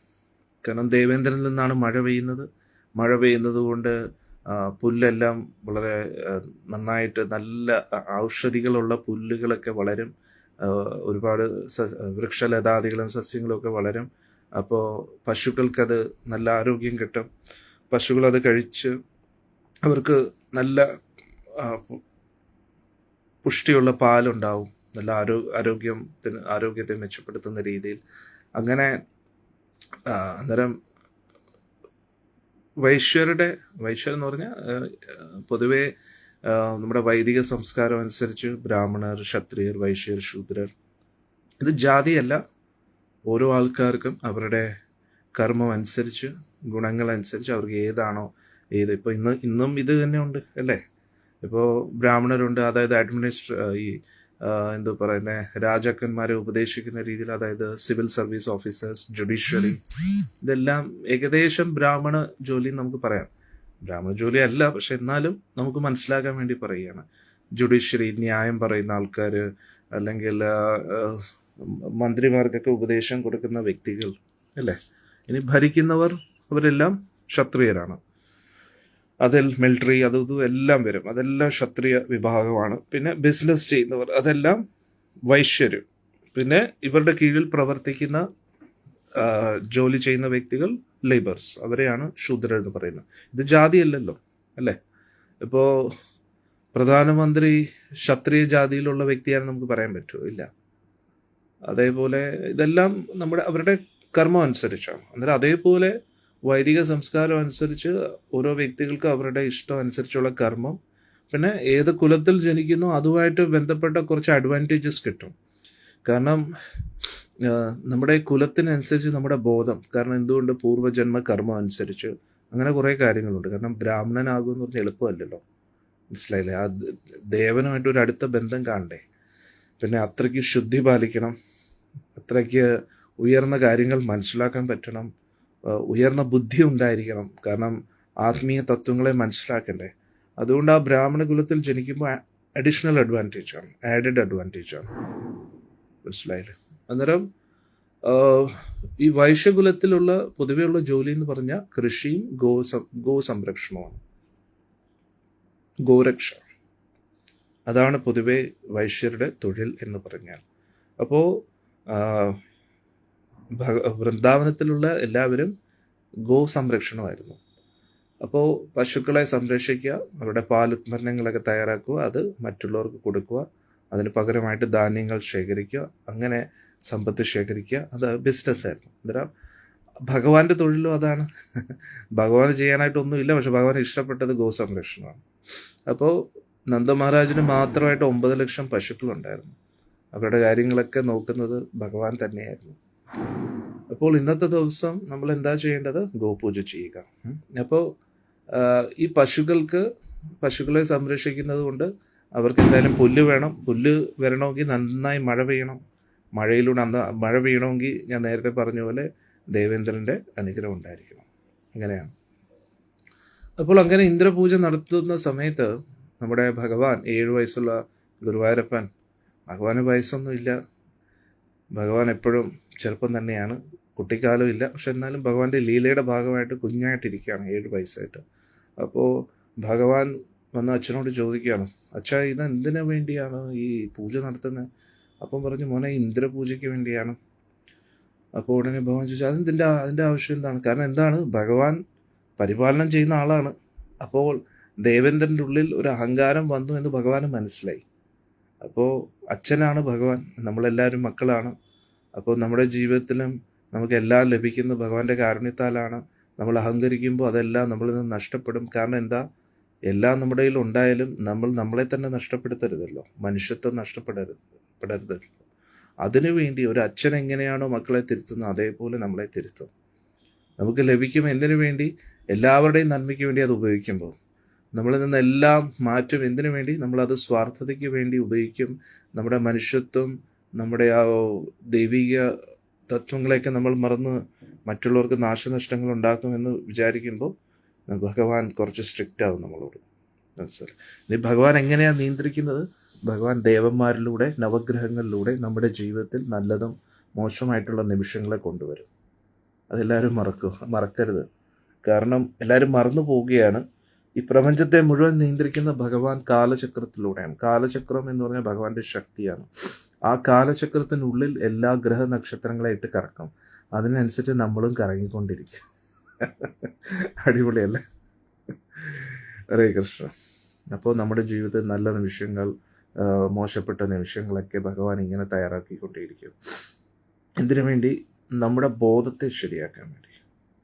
നമ്മളതിനെ നല്ല നിമിഷങ്ങളും മോശ നിമിഷങ്ങളും ആയിട്ടും കാണുന്നു, പക്ഷെ യഥാർത്ഥത്തിൽ എല്ലാം നല്ലത് തന്നെയാണ്. ഇതിനു വേണ്ടി നമ്മുടെ ഉള്ളും ശരിയാകുമ്പോൾ എല്ലാം ശരിയാണ്, അല്ലേ? എല്ലാം നമ്മുടെ ഉള്ളിൽ ശരിയാക്കാൻ വേണ്ടിയാണ്. കാരണം നമ്മൾ എത്ര വലിയ സമ്പന്ന വ്യക്തിയാണെങ്കിലും ദാരിദ്ര്യത്തിലുള്ള വ്യക്തിയാണെങ്കിലും ഒരു ദിവസം എല്ലാം ഉപേക്ഷിച്ചിട്ട് പോകും. അതാണ് പരമസത്യം, യാഥാർത്ഥ്യം. ആ യാഥാർത്ഥ്യമായിട്ട് നമ്മൾ ഒത്തുചേരാൻ, ആ ഒരു യാഥാർത്ഥ്യത്തെ നമ്മൾ തിരിച്ചറിയാൻ വേണ്ടിയാണ് നമ്മുടെ ജീവിതത്തിൽ ഇതെല്ലാം സംഭവിക്കുന്നത്. അപ്പോൾ ഭഗവാൻ ചോദിച്ചു, അന്നേരം ദേവേന്ദ്രൻ്റെ ഉള്ളിൽ അഹങ്കാരം വന്നു എന്ന് ഭഗവാന് തോന്നി. അപ്പം ദേവേന്ദ്രൻ ഭഗവാന്റെ മകനെ പോലെയാണ്. അപ്പോൾ ദേവേന്ദ്രനെ ശരിയാക്കണമെന്ന് ഭഗവാൻ വിചാരിച്ചു. അതുകൊണ്ട് എന്ത് ചെയ്തു, ഇന്ദ്രപൂജ മുടക്കാമെന്ന് കരുതി. അപ്പം ഭഗവാൻ എന്ത് ചെയ്തു, കുറച്ച് നിരീശ്വരവാദപരമായിട്ടുള്ള വർത്തമാനങ്ങൾ പറഞ്ഞു. എന്തു പറഞ്ഞു? അച്ഛാ, ഇത് നമ്മൾ യജ്ഞം ചെയ്താലും ഇല്ലെങ്കിലും മഴ പെയ്യുമല്ലോ. ഇപ്പൊ സമുദ്രത്തിലൊക്കെ മഴ പെയ്യുന്നത് യജ്ഞം ചെയ്തിട്ടാണോ? കാടുകളിലൊക്കെ മഴ പെയ്യുന്ന യജ്ഞം ചെയ്തിട്ടാണോ? അപ്പോൾ അച്ഛൻ ഇങ്ങനെ അന്ധവിശ്വാസങ്ങളിലൊന്നും വിശ്വസിക്കാതെ നമ്മൾ ഇതിന് പകരം ഗോവർദ്ധന പൂജ ചെയ്യാൻ പറഞ്ഞു. അപ്പോൾ നന്ദമഹാരാജിനറിയാം മോൻ പറയുന്നതിൽ കാര്യമൊന്നുമില്ല. പക്ഷെ എന്നാലും മോനായതുകൊണ്ട് അത് ഉള്ളിൻ്റെ ഉള്ളിൽ നിന്നറിയാം ഇത് ഭഗവാനാണെന്ന്. അതുകൊണ്ട് മകൻ പറയുന്നത്, ഭഗവാൻ എന്തെങ്കിലും ശ്രീകൃഷ്ണ ഭഗവാൻ എന്തെങ്കിലും പറഞ്ഞു കഴിഞ്ഞാൽ അത് ആർക്കും വേണ്ട എന്ന് പറയാൻ കഴിയില്ല. കാരണം അത്രയ്ക്ക് ഭഗവാനെ സ്നേഹിക്കുന്നുണ്ട്. അപ്പോൾ നന്ദമഹാരാജ് പറഞ്ഞു, പിന്നെ നമ്മൾ എന്താ ചെയ്യേണ്ട മോനെ എന്ന് ചോദിച്ചു. അപ്പോൾ ഒന്ന് ആലോചിച്ചുകൊണ്ട് 7 വയസ്സുള്ള കുട്ടിയാണ്. നന്ദമഹാരാജാണെങ്കിൽ നല്ല മുതിർന്ന പ്രായമുള്ള ആളും. അപ്പോൾ 7 വയസ്സുള്ള കുട്ടി പറയുന്നത് കേൾക്കണമെങ്കിൽ അതിൻ്റെ അർത്ഥം എത്രമാത്രം ഭഗവാനെ സ്നേഹിക്കുന്നുണ്ട് എന്ന് നമ്മൾ മനസ്സിലാക്കണം. ഇപ്പം നമ്മളായിരുന്നു നന്ദമഹാരാജിൻ്റെ സ്ഥാനത്തെങ്കിൽ 7 വയസ്സുള്ള കുട്ടി പറയുന്നത് നമ്മൾ കേൾക്കുമോ? ഇല്ല. അതാണ് നമ്മളും ഭക്തരുമായിട്ടുള്ള വ്യത്യാസം, ഗോലോക വൃന്ദാവനവാസികളും തമ്മിലുള്ള വ്യത്യാസം. അപ്പോൾ ഭഗവാൻ പറഞ്ഞു ഉടനെ ചെയ്തു, ഇപ്പം മോനെ എന്താ ചെയ്യേണ്ടത്? ഇതിന് പകരം നമ്മൾ ഗോവർദ്ധന പൂജ ചെയ്യാം. നമുക്ക് പശുക്കൾക്കുള്ള പുല്ലും ഈ പഴവർഗ്ഗങ്ങളും ധാന്യങ്ങളും എല്ലാം ലഭിക്കുന്നത് ഗോവർദ്ധനത്തിൽ നിന്നാണ്. ഗോവർദ്ധനത്തിൽ എല്ലാം സ്വർണത്തിൻ്റെ ഓരോ ഇതുണ്ട്. സ്വർണം കൂടി നിൽക്കുന്ന സ്ഥലങ്ങളൊക്കെ ഉണ്ട് അല്ലേ? മൈനുകൾ പോലെ. അന്നേരം ഗോൾഡ് മൈൻസും സിൽവർ മൈൻസും അങ്ങനെ രത്നങ്ങളുടെ എല്ലാം പല പല അതൊക്കെ ഉണ്ട്. സ്വർണ്ണരത്നങ്ങളൊക്കെ നമുക്ക് ലഭിക്കുന്നു ഗോവർദ്ധനത്തിൽ നിന്നും. ശുദ്ധമായിട്ടുള്ള ജലം ലഭിക്കുന്നു. നല്ല പുല്ലുകൾ പശുക്കൾക്ക് ലഭിക്കുന്നു. അപ്പോൾ ഒരുപാട് പഴവർഗ്ഗങ്ങളും ധാന്യങ്ങളും എല്ലാം ഉണ്ടെന്ന് അങ്ങനെയൊക്കെ ഭഗവാൻ പറഞ്ഞു. അപ്പോൾ അത് ലഭിച്ചിരിക്കുന്നത് അന്നേരം ഗോവർദ്ധനത്തിനെയല്ലേ നമ്മൾ പൂജിക്കേണ്ടത് പറഞ്ഞു. അപ്പോൾ യഥാർത്ഥത്തിൽ ഗോവർദ്ധനം എന്ന് പറയുന്നത് ഭഗവാന്റെ ഗോലോക വൃന്ദാവനത്തിലെ ഒരു പർവ്വതമാണ്. ഗോവർദ്ധനം ഭൂമിയിൽ വരുന്നതിൻ്റെ പുറകെ വലിയൊരു കഥയുണ്ട്. അത് നമ്മൾ ഒരിക്കൽ പഠിച്ചിരുന്നു അല്ലേ? നമ്മൾ ഗർഗഭാഗവത്തിൽ നിന്നും അത് നമ്മൾ ചർച്ച ചെയ്തിരുന്നു. അപ്പോൾ ഗോവർദ്ധനം ഭൂമിയിൽ വന്നതിൻ്റെ പുറകിൽ ഒരു കഥയുണ്ട്. അത് ഗോലോക വൃന്ദാവനത്തിൽ നിന്നും ഭഗവാൻ വരുന്ന സമയത്ത് രാധാറാണിയുടെ ഇഷ്ടപ്രകാരം ആഗ്രഹപ്രകാരം യമുനാ നദിയും ഗോവർദ്ധനം കൂടെ ഭൂമിയിൽ വരികയാണ്. അപ്പോൾ പിന്നെ നമ്മൾ മനസ്സിലാക്കേണ്ടത് ഭൂമിയുടെ ആ ഒരു സന്തുലിത അവസ്ഥ നിയന്ത്രിക്കുന്ന ഭൂമി ദേവിയാണ്. ഓരോ ശക്തികളുടെ പുറകിലും ഓരോ ദേവന്മാരുണ്ട്. അതേപോലെ നദികൾക്കെല്ലാം ഒരു ദേവിമാരുണ്ട്, പർവ്വതങ്ങൾക്ക് ദേവന്മാരുമുണ്ട്. ഹിമാലയം ഒരു ദേവനാണ്. അന്നേരം ഓരോ പർവ്വതത്തിനും അതിൻ്റേതായിട്ടുള്ള ദേവന്മാരുണ്ട്. അതൊരു വെറും നമ്മൾ ജോഗ്രഫിയിലൊക്കെ പഠിക്കുന്ന പോലെ മണ്ണൊക്കെ കട്ട പിടിച്ച് അങ്ങനെ കുറേ വർഷങ്ങളുടെ പ്രോസസ്സിങ്ങിന് ശേഷം അത് പാറയായി പിന്നെ അത് കുന്നാവുന്നതല്ല. അത് അങ്ങനെയാണ് നമ്മൾ കരുതുന്നത്. പക്ഷേ അതിൻ്റെ ആ പർവ്വതത്തെ ഇങ്ങനെ അതിൻ്റെ പർവ്വതത്തിൻ്റെ ആ ഒരു സ്ട്രക്ചറും അതുമൊക്കെ മെയിൻറ്റെയിൻ ചെയ്യുന്നതിന് അതിൻ്റേതായിട്ടുള്ളൊരു ദേവന്മാരുണ്ട്. അവരിലൂടെ അന്നേരം ഒന്ന് മനസ്സിലാക്കുക, ഈ ലോകത്ത് ഒന്നും വെറുതെ നടക്കത്തില്ല. ഇപ്പം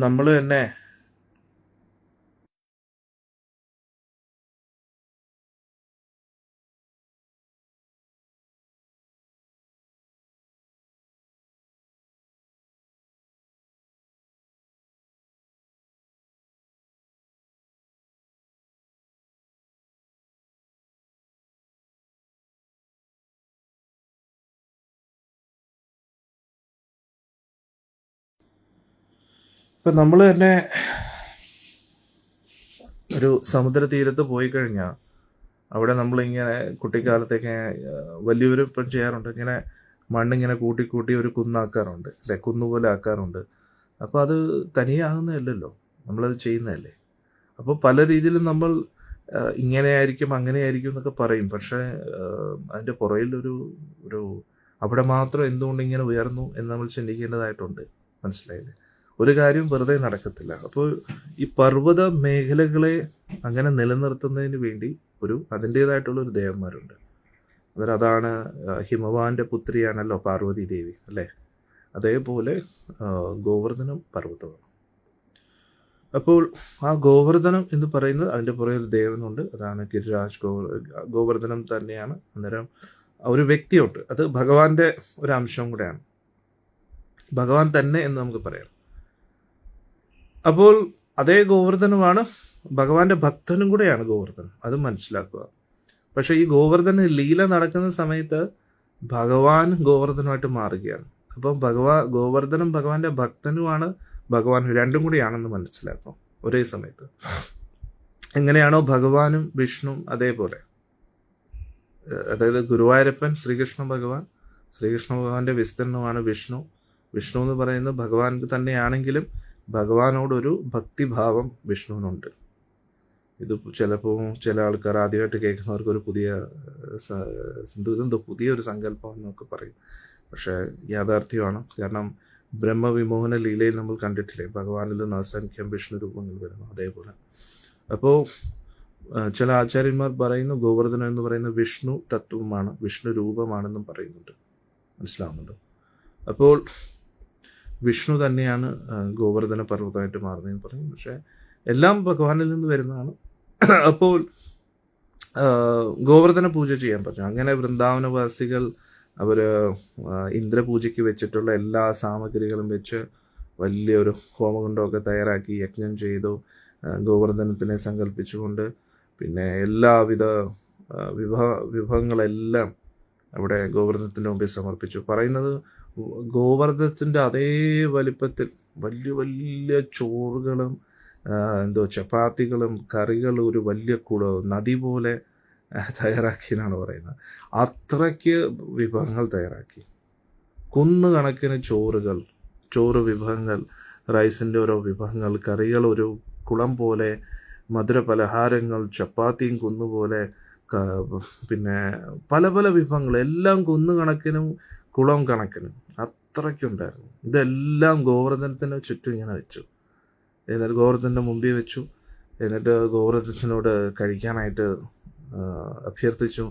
അപ്പം ഭഗവാൻ തന്നെ ഗോവർദ്ധനമായിട്ട് പ്രത്യക്ഷപ്പെട്ടിട്ട് പറഞ്ഞു, ഞാൻ നിങ്ങളുടെ ഈ ഒരു സ്നേഹത്തിൽ, ഈ ഒരു ഭക്തിയിൽ ഒരുപാട് സന്തുഷ്ടനാണ് എന്ന് പറഞ്ഞിട്ട്.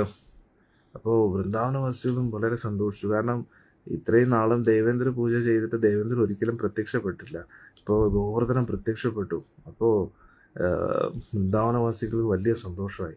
എന്നിട്ട് അവരെല്ലാം നോക്കി നിൽക്കെ ആ കണക്കിനുള്ള ചോറ് ഭഗവാൻ അങ്ങ് മെഴുങ്ങി. എല്ലാ ചപ്പാത്തികളും കറികളും എല്ലാം അങ്ങ് കുടിച്ചു.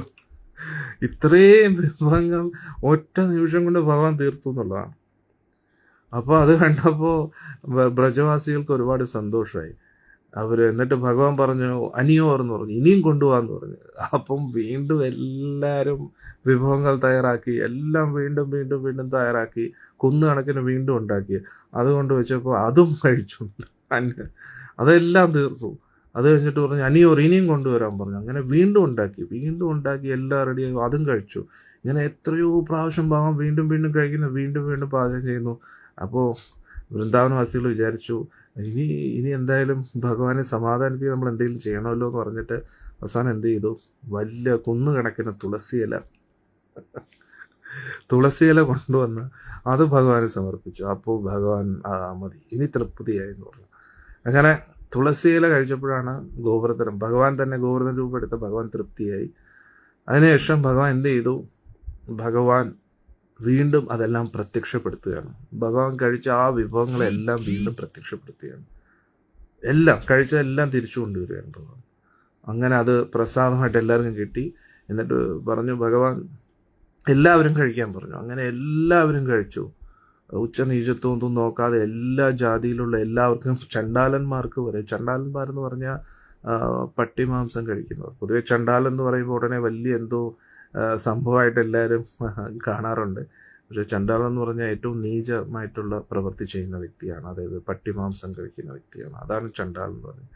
പിന്നെ നമ്മൾ ചില സമയത്ത് ചണ്ടാലിനെ മഹാദേവനുമായിട്ട് ഉപമിക്കാറുണ്ടോ? അതൊരിക്കലും പാടില്ല. മഹാദേവൻ ചിലപ്പോൾ ചണ്ടാലിനായിട്ടൊക്കെ വരും. അത് മഹാദേവൻ പരീക്ഷണത്തിന് വേണ്ടിയാണ്. ഒരിക്കൽ ശങ്കരാചാര്യരെ പരീക്ഷിക്കാൻ വേണ്ടി ചണ്ടാല വേഷത്തിൽ വന്നു. എൻ്റെ അടുത്ത മഹാദേവൻ ചണ്ടാലനാണെന്നല്ല. പിന്നെ ചണ്ടാലിനെ ചിലപ്പോൾ ശ്മശാനത്തിൽ കാണുന്നതായിട്ട്, ശ്മശാനത്തിലുള്ള ആളായിട്ടൊക്കെ ഉപമിക്കാറുണ്ട്. പക്ഷെ അതൊക്കെ അവർ അങ്ങനെയാണ് കിടക്കുന്നത്. കാരണം വേറെ എങ്ങും അവർക്ക് കിടക്കാൻ പറ്റത്തില്ല. അതായത് ഇതൊരു ജാതിയല്ല. ഇരുമ്പിൻ്റെ വള ഇട്ട് ധരിക്കുന്നു, പട്ടിയെ കൊണ്ട് നടക്കുന്നു. അങ്ങനെ ചണ്ടാലന്മാരെന്ന് പറഞ്ഞാൽ പൊതുവെ ഏറ്റവും നീചപ്രവർത്തികൾ ചെയ്യുന്ന വ്യക്തി. കാരണം പട്ടി മാംസമേ കഴിക്കാൻ പാടില്ല.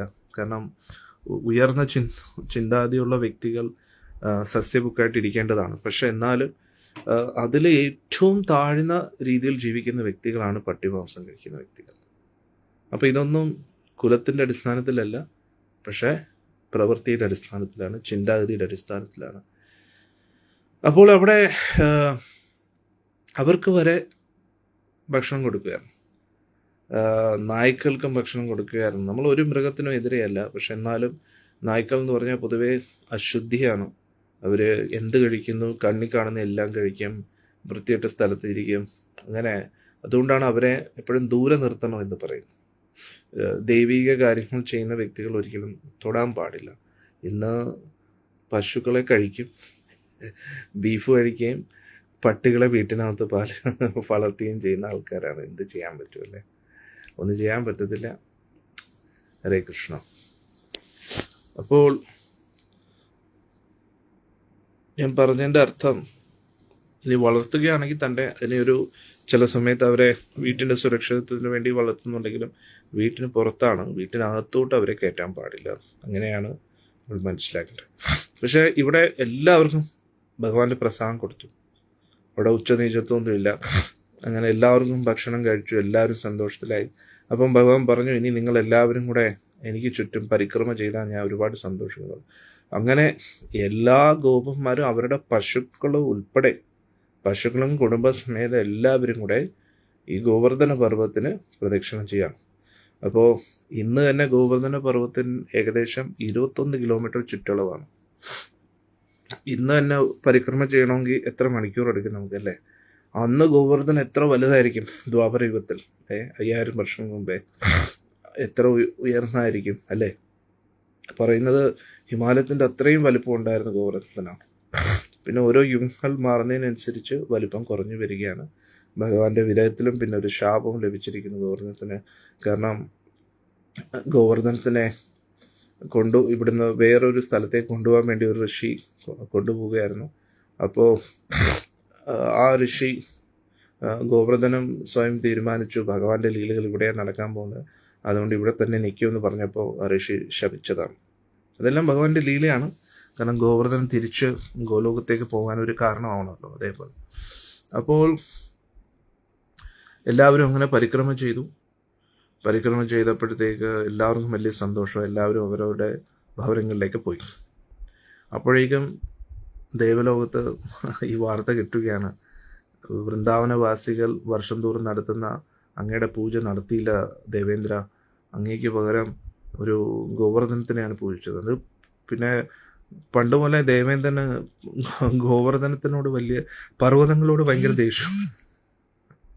കാരണം എന്താണെന്ന് വെച്ചാൽ പണ്ട് പർവ്വതങ്ങൾക്കൊക്കെ പറക്കാനുള്ള ശക്തി ഉണ്ടായിരുന്നു എന്നാണ് പറയുന്നത്. അവർക്ക് ചിറകുകളുണ്ടായിരുന്നു. അപ്പോൾ ഋഷിമാരൊക്കെ തപസ് ചെയ്യുമ്പോൾ പർവ്വതങ്ങൾ ഇങ്ങനെ പറക്കുമ്പോഴത്തേക്ക് ഒരുപാട് ബുദ്ധിമുട്ടുകളുണ്ടായി. അങ്ങനെ ദേവേന്ദ്രൻ വജ്രായുധം വെച്ച് എല്ലാ പർവ്വതങ്ങളുടെയും ചിറകുകൾ അറുത്തു എന്നാണ് പറയുന്നത്. അപ്പോൾ അതിൽ അറക്കാത്ത 2 പർവ്വതങ്ങൾ, ഒന്ന് മൈനാക പർവ്വതവും ഒന്ന് ഗോവർദ്ധനവുമാണ്. അപ്പോൾ മൈനാക പർവ്വതം അറിയാലോ, ഹനുമാൻ സ്വാമി സമുദ്രം മറികടക്കുന്ന സമയത്ത് മൈനാക പർവ്വതമാണ് ഇങ്ങനെ പൊങ്ങി വരുന്നത്.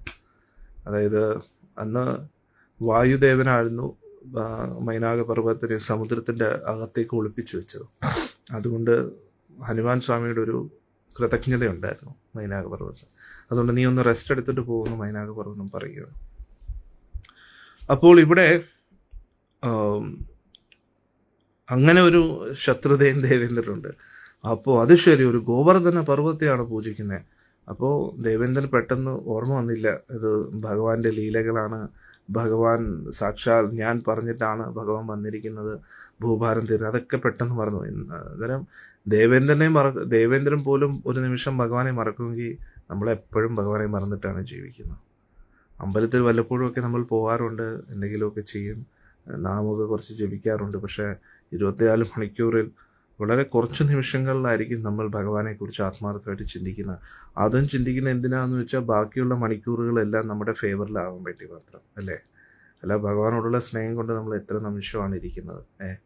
അത് ചിലപ്പോൾ ഒരിക്കൽ പോലും നമ്മൾ ചെയ്തിട്ടുണ്ടാവത്തില്ല.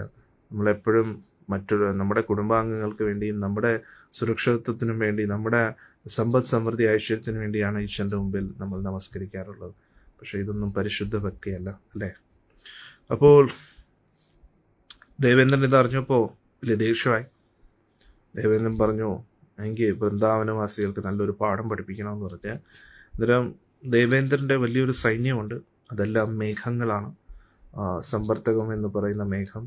അവരൊക്കെ എന്ന് പറഞ്ഞു കഴിഞ്ഞാൽ ആ പ്രളയ സമയത്താണ് അവർ പ്രത്യക്ഷപ്പെടുന്നത്.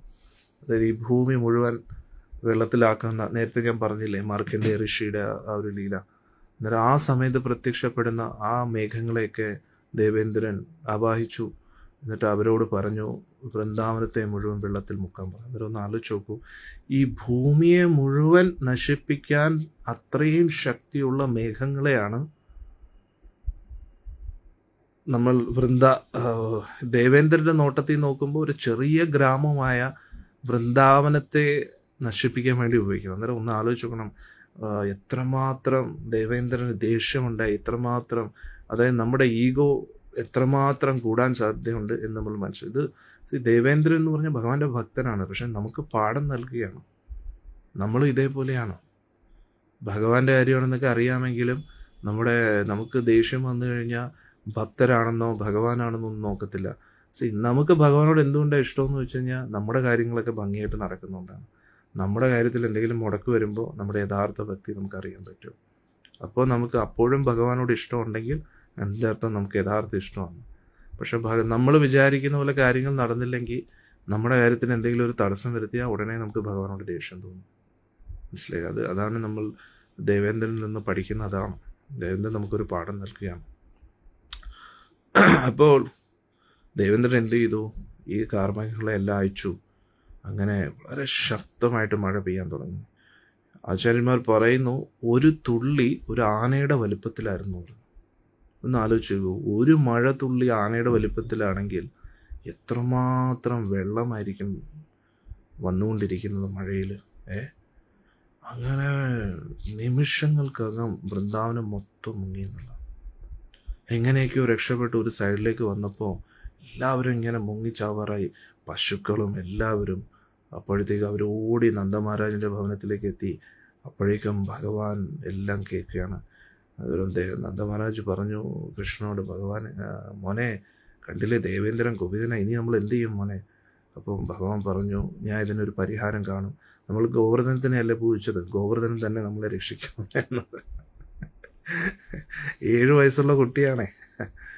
അന്നേരം ഭഗവാൻ ഒരു ഓട്ടം ഓടി. അപ്പം പുറയിൽ ബാക്കിയുള്ള വ്രജവാസികളും.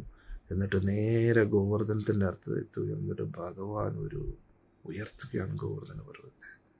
ഇടത് കൈയിലെ ചെറിയ വിരൽ ഇങ്ങനെ ഉയർത്തിപ്പിടിക്കുകയാണ്. ഹരേ കൃഷ്ണ. പിന്നെ ഭാഗവത്തിൽ മറ്റു കാര്യങ്ങൾ പറയുന്നില്ല, പക്ഷെ ആചാര്യന്മാരുടെ ഗ്രന്ഥങ്ങളിൽ പറയുന്നു, അനന്തശേഷനോട് ബലരാമസ്വാമി തന്നെയാണ് അല്ലേ? അന്നേരം ബലരാമസ്വാമിയുടെ അനന്തശേഷനായിട്ട് ചുറ്റും വളയാൻ പറഞ്ഞു. അതായത് ഒരു ഡാം പോലെ, അതായത് തറയിൽ വീഴുന്ന വെള്ളം അടിയിലൂടെ ഇങ്ങനെ കയറാതിരിക്കാൻ വേണ്ടി ബലരാമസ്വാമി അനന്തശേഷനായിട്ട്, ബലരാമനായിട്ട് നിൽക്കുന്നുമുണ്ട്, അനന്തശേഷനായിട്ടുമുണ്ട്. ആദ്യം എല്ലാവരോടും അടിയിലോട്ട് കയറാൻ പറഞ്ഞു. അങ്ങനെ എല്ലാവരും കയറിയതിന് ശേഷം അന്നേരം ഒന്ന് ആലോചിക്കണം, വൃന്ദാവനത്തിലുള്ള എല്ലാ ആൾക്കാരും ഉള്ളിലേക്ക് കയറി, പശുക്കളടക്കം. അന്നേരം എത്ര വലിപ്പമായിരിക്കും ഗോവർദ്ധനം. അത്രയും ആൾക്കാർ ഒരു കുടക്കീഴിൽ ഇങ്ങനെ ഇരിക്കുകയാണ്. ഭഗവാൻ ഒരു ഉയർന്ന സ്ഥലത്ത് നിന്നുകൊണ്ട് അതിൻ്റെ മുകളിൽ കൂടെ ഭഗവാൻ ഇങ്ങനെ പർവ്വത്തെ പിടിച്ചിരിക്കുകയാണ്. എല്ലാവരും ഇങ്ങനെ ചുറ്റും നിൽക്കുകയാണ്, പശുക്കളും എല്ലാവരും, പശുക്കുട്ടികളും എല്ലാവരും.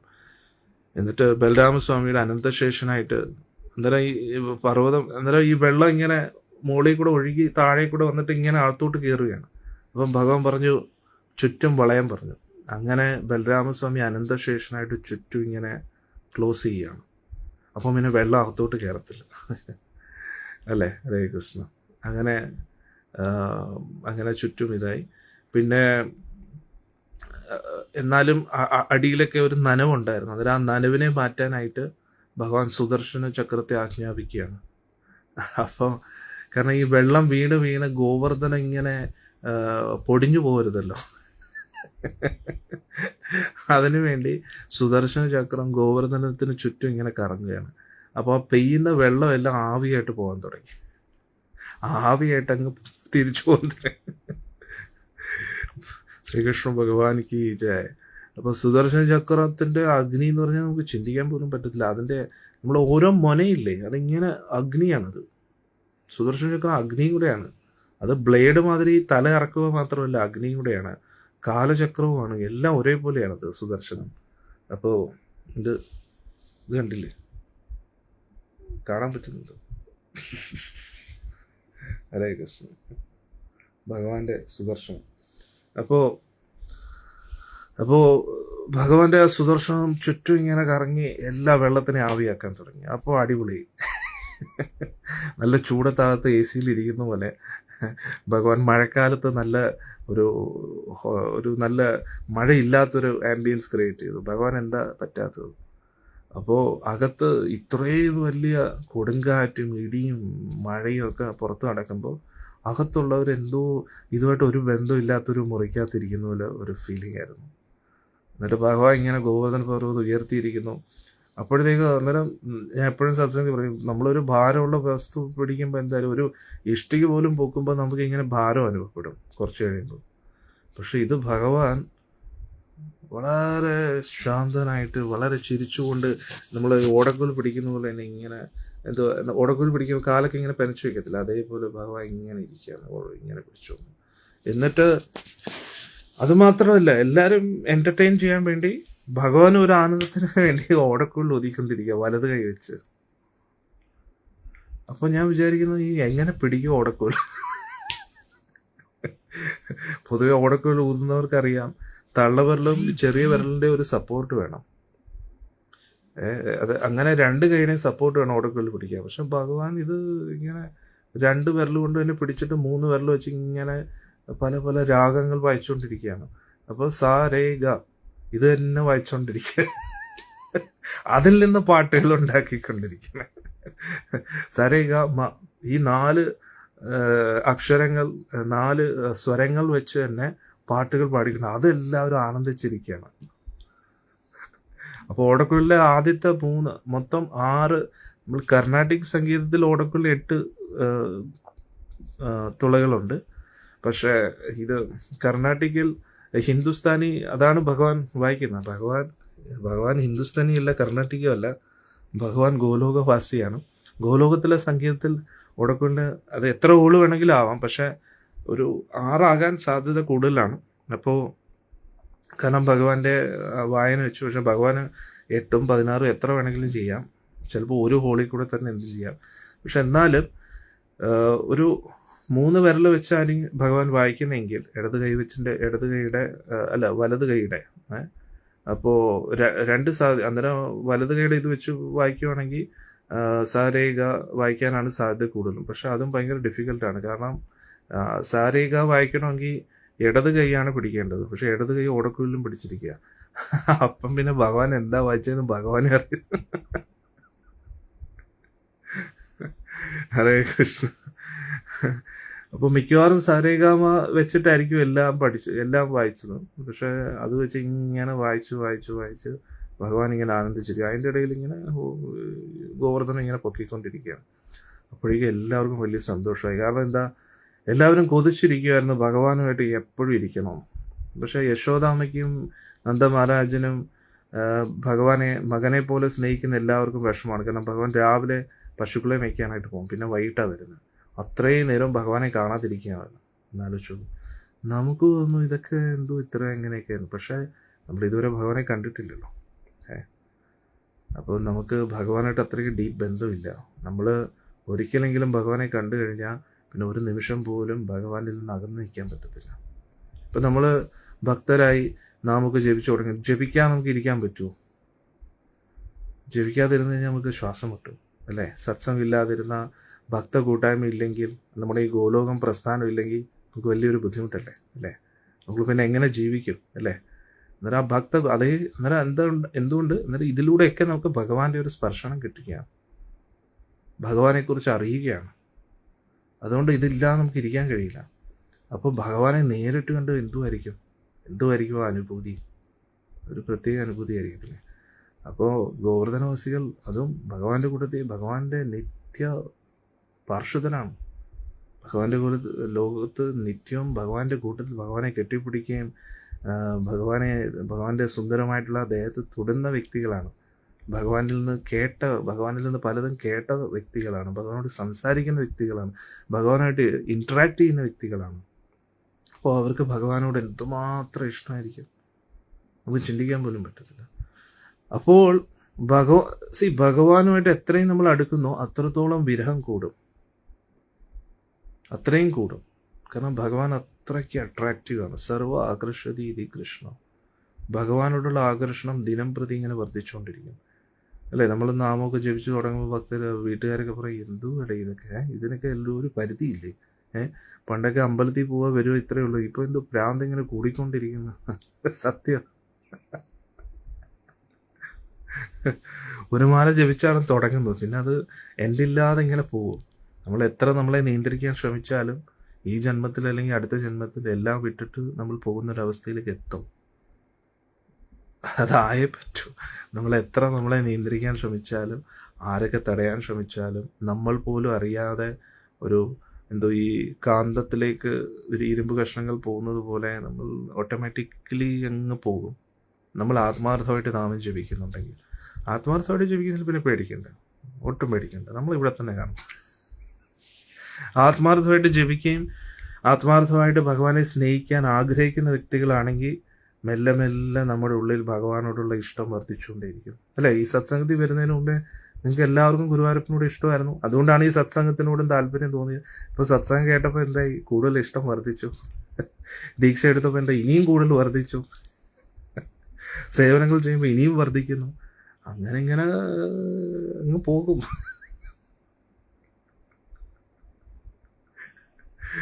അപ്പോൾ ഈ ജന്മത്തിൽ അല്ലെങ്കിൽ ആ ജന്മത്തിൽ നമുക്ക് ഭ്രാന്തി എന്നൊരു വാക്ക് കേൾക്കേണ്ടി വരും. പൂന്താനം കേട്ടിരിക്കുന്നു, ഗുരുരമ്മ കേട്ടിരിക്കുന്നു, മീരാബായി കേട്ടിരിക്കുന്നു.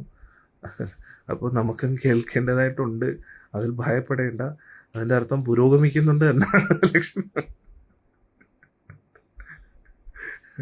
എല്ലാവരും നമ്മുടെ ചുറ്റുമുള്ള എല്ലാവർക്കും നമ്മളെക്കുറിച്ച് നല്ല അഭിപ്രായമാണെങ്കിൽ അതിൻ്റെ അർത്ഥം ഭക്തിയിൽ പുരോഗമിക്കുന്നില്ല. നമുക്ക് എല്ലാവരെയും തൃപ്തിപ്പെടുത്താൻ കഴിയില്ല. ഭഗവാനും ഭക്തരെയാണോ സന്തോഷിപ്പിക്കേണ്ടത്, അതോ ഭഗവാനായിട്ട് ഒരു ബന്ധമില്ലാത്ത ആൾക്കാരെയാണോ സന്തോഷിപ്പിക്കേണ്ടത്? അതുകൊണ്ട് ഭക്തിയിൽ പുരോഗമിക്കുന്നു എന്നതിൻ്റെ ലക്ഷണം എന്ന് പറഞ്ഞാൽ ചുറ്റുപാടുമുള്ള ആൾക്കാർ നമ്മളെ ഭ്രാന്തരെന്നും മുദ്ര കുത്തുകയും സ്വാമിനിയായി സന്യാസിയായി എന്നൊക്കെയുള്ള നമ്മളെ നിരുത്സാഹപ്പെടുത്തുകയും വഴക്ക് പറയുകയും ചെയ്യുന്നുണ്ടെങ്കിൽ അതിൻ്റെ അർത്ഥം നമ്മൾ പുരോഗമിക്കുന്നു എന്നാണ് എൻ്റെ അർത്ഥം. അവർക്കൊക്കെ നമ്മളോട് വളരെ നല്ല അഭിപ്രായമാണെങ്കിൽ അതിൻ്റെ അർത്ഥം നമ്മൾ ഇനിയും പുരോഗമിച്ചിട്ടില്ല എന്നാണ്. ഹരേ കൃഷ്ണ. അപ്പോൾ വൃന്ദാവനവാസികൾക്ക് ഒരു നിമിഷം പോലും ഭഗവാനെ കാണാതിരിക്കാൻ പറ്റത്തില്ല. അപ്പം ഭഗവാൻ രാവിലെ അങ്ങ് പോവും, പിന്നെ വൈകിട്ടല്ലേ വരുന്നത്. അപ്പം മുഴുവൻ ദിവസവും ഭഗവാനെ കാണാതെ ഇരിക്കാൻ പറ്റുന്നില്ല. അപ്പോൾ ഇപ്രാവശ്യം എന്തായി? 24/7. അതേപോലെ ഗോപികമാർക്ക് രാത്രി മാത്രമേ ഭഗവാനെ കാണാൻ പറ്റൂ. എല്ലാവരും ഉറങ്ങിക്കഴിയുമ്പോൾ, കാരണം രഹസ്യബന്ധമല്ലേ. അപ്പോൾ രാധാറാണിക്കും മറ്റ് ഗോപികമാർക്ക് എല്ലാവർക്കും, അഷ്ടസഖിമാർക്ക് എല്ലാവർക്കും ഭഗവാൻ എപ്പോഴും രാത്രി മാത്രമേ കാണാൻ പറ്റൂ. പകൽ സമയത്തെല്ലാം ഭഗവാൻ ഇല്ല. അന്നേരം അവർക്കും വിരഹം. പിന്നെ ഭഗവാന്റെ കൂട്ടുകാർ, അവർക്കും പകൽ സമയത്ത് മാത്രമേ ഭഗവാനെ കാണാൻ പറ്റൂ. കാരണം അപ്പോഴാണ് ഭഗവാൻ കളിക്കാൻ പോകുന്നത്, പശുക്കളെ മേയിച്ച്. അത് കഴിയുമ്പോൾ ഭഗവാനെ കാണത്തില്ല. കാരണം രാത്രി ഉറങ്ങുമ്പോൾ അല്ലേ, ഭഗവാൻ ഉറങ്ങാറില്ല, ഫുൾ ടൈം ബിസിയാണ്, രാത്രി ഗോപികമാരുടെ കൂട്ടത്തിലാണ്. പക്ഷെ ഇപ്പോൾ എന്താ, പകലും രാത്രിയും 7 ദിവസം തുടർച്ചയായിട്ട് ഭഗവാനെ കിട്ടുകയാണ്. അപ്പോൾ എന്തായിരിക്കും അവരുടെ സന്തോഷം? അതുകൊണ്ടാണ് ദേവേന്ദ്രനോട് ദേഷ്യം തോന്നാത്ത ഭഗവാൻ. കാരണം ഭഗവാൻ വിചാരിച്ചു, ഞാൻ എത്രയോ നാളായിട്ട് ആഗ്രഹിച്ചാണ് ഇവരുടെ എല്ലാവരുടെയും ആഗ്രഹങ്ങളെ പൂർത്തീകരിക്കുക. അത് നമ്മൾ മനസ്സിലാക്കുക. നമ്മുടെ ജീവിതത്തിൽ എന്ത് നടക്കുന്നുണ്ടെങ്കിലും അത് നമ്മുടെ ആഗ്രഹമായിട്ട് ബന്ധപ്പെട്ടതാണ്. നമ്മൾ പറയുന്നു, അയ്യോ എനിക്ക് സേവനം ചെയ്യാൻ ആഗ്രഹമുണ്ട്, പറ്റുന്നില്ല. അത് വെറുതെ ആണോ? അവസരം കിട്ടുന്നില്ലെങ്കിൽ എൻ്റെ അർത്ഥം നമ്മുടെ ഉള്ളിൽ ആഗ്രഹം സ്ട്രോങ് അല്ല എന്നാണ്. ഭഗവാനോട് നമുക്ക് ആത്മാർത്ഥമായിട്ട് ആഗ്രഹമുണ്ടെങ്കിൽ അത് ഉറപ്പായിട്ടും നടന്നിരിക്കും. ചിലപ്പം കുറച്ച് ലേറ്റ് ആവും, പക്ഷെ നടന്നിരിക്കും. അപ്പോൾ നമുക്കൊരിക്കലും പറയാൻ കഴിയില്ല, അയ്യോ അവസരം കിട്ടുന്നില്ല, ഇപ്പം ആഗ്രഹമുണ്ട് പക്ഷെ നടക്കുന്നില്ല. അതൊക്കെ വെറുതെ ആട്ടോ. സത്യം എന്ന് പറഞ്ഞു കഴിഞ്ഞാൽ നമുക്ക് ആഗ്രഹമുണ്ടോ അത് നടന്നിരിക്കും. അത് ഭൗതികമാണെങ്കിലും ആധ്യാത്മികമാണെങ്കിലും. ഭഗവാൻ കൽപ്പവൃക്ഷമാണ്.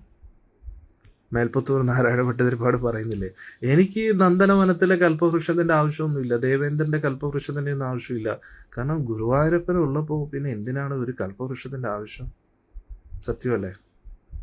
നമ്മൾ എന്താഗ്രഹിക്കുന്നോ അത് നടന്നിരിക്കും.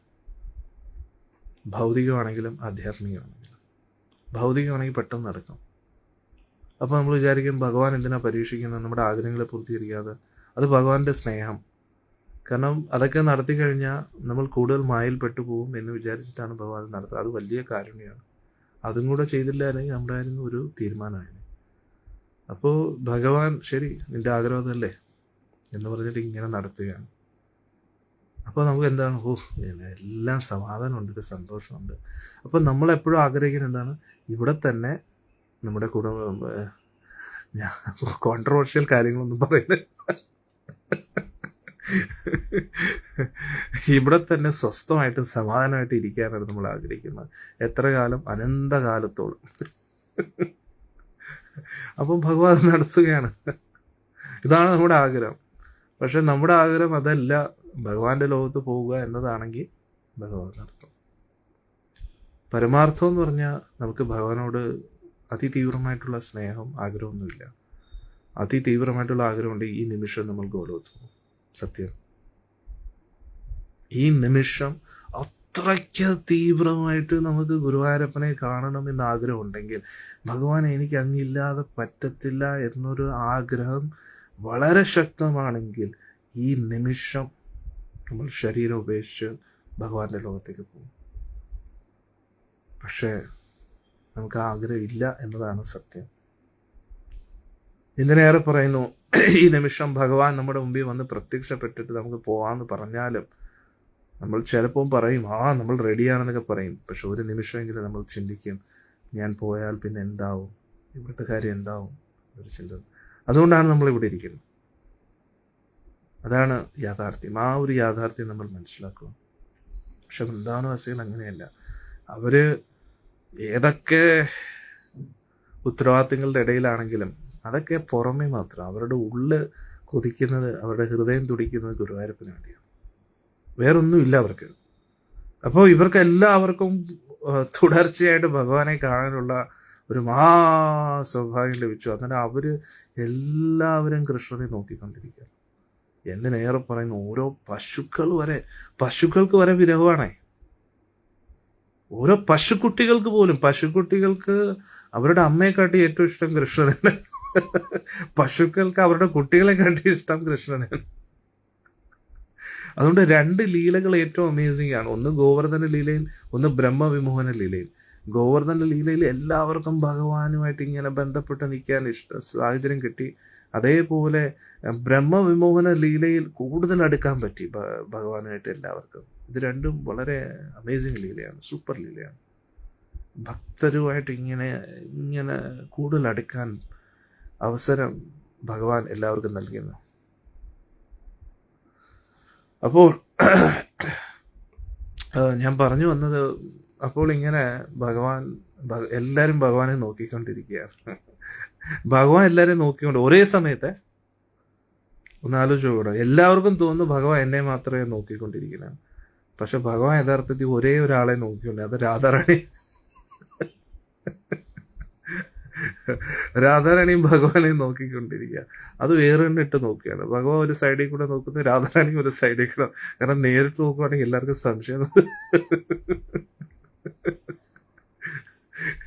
അപ്പോൾ ഭഗവാന്റെ ഒരു സൈഡിൽ കൂടെ രാധാറാണിയെ നോക്കുന്നു, രാധാറാണി ഒരു സൈഡിൽ കൂടെ ഭഗവാനെ നോക്കുന്നു. ബാക്കിയുള്ള എല്ലാവർക്കും തോന്നുന്നു ഭഗവാൻ എല്ലാവരും നോക്കിക്കൊണ്ടിരിക്കുക. എല്ലാവരും വളരെ സന്തോഷത്തിലായിരുന്നു. എന്നിട്ട് ഓടക്കുള്ളിൽ ഒതുക്കിക്കൊണ്ടിരിക്കുന്ന ഗോപികമാരൊക്കെ നൃത്തം ചെയ്യുന്നു. എല്ലാവരും വളരെ ആനന്ദ നിമിഷങ്ങൾ. പുറത്താണെങ്കിൽ വലിയ കൊടുങ്കാറ്റും മഴയും. ഇതാണ് ഭക്തി. നമ്മുടെ ജീവിതത്തിൽ എന്ത് സംഭവിച്ചാലും ഭക്തിയിലിരിക്കുമ്പോൾ നമ്മളൊന്നും അറിയത്തില്ല. പുറത്ത് വലിയ സംഭവങ്ങളൊക്കെ, അതായത് നമ്മുടെ ശരീരം കീറി പറഞ്ഞു പോകും, അസുഖങ്ങൾ കാണും, ഇതൊക്കെ കാണും. പക്ഷെ ഉള്ളിൽ എപ്പോഴും ഗോവർദ്ധനത്തിൻ്റെ കീഴിൽ ഗിരിവർധാരിയുടെ കൂട്ടത്തിൽ അദ്ദേഹത്തിൻ്റെ ഓടക്കുഴൽ നാദവും കേട്ട് ആനന്ദിച്ചിരിക്കുക.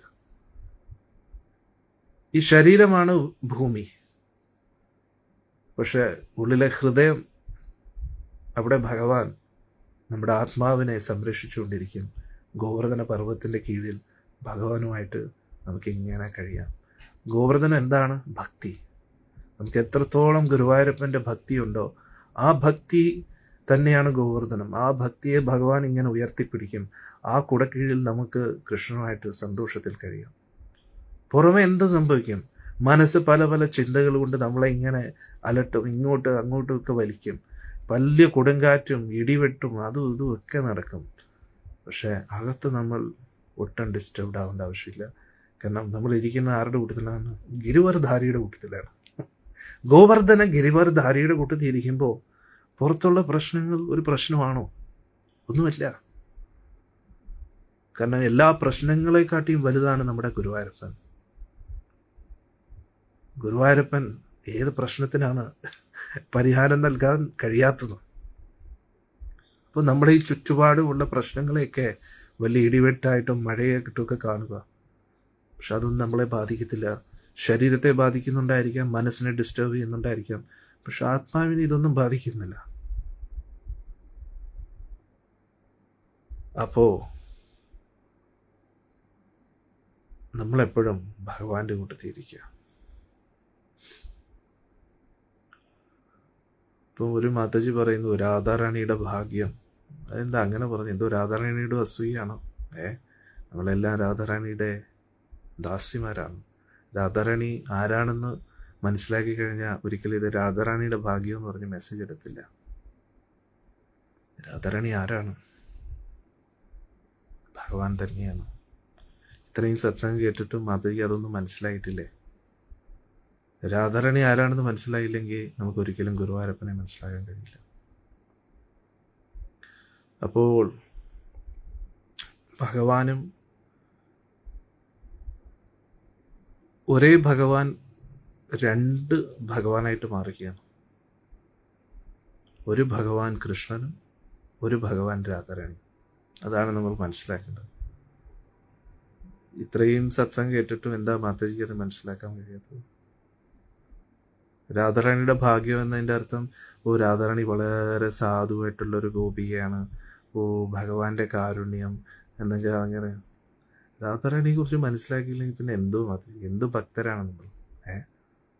പുതിയൊരാളിങ്ങനെ പറയുകയാണെങ്കിൽ നമുക്ക് മനസ്സിലാകാം. ഇത് രാധാറാണി ആരാണെന്ന് മാതാജിയുടെ വിചാരം. പിന്നെ ഈ രാധേ രാധേ എന്ന് പറയുന്നതും കീർത്തനത്തിൽ നൃത്തമൊക്കെ ചെയ്തിട്ട് എന്താ പ്രയോജനം? അതൊക്കെ വെറുതെ അല്ലേ? അതൊക്കെ വെറും അഭിനയമാണ്. ഭക്തി നമ്മൾ ഒരിക്കലും അഭിനയിക്കാൻ പാടില്ല. ആദ്യം ശാസ്ത്രങ്ങളൊക്കെ പഠിച്ച് മനസ്സിലാക്കൂ രാധാറാണി ആരാണ്.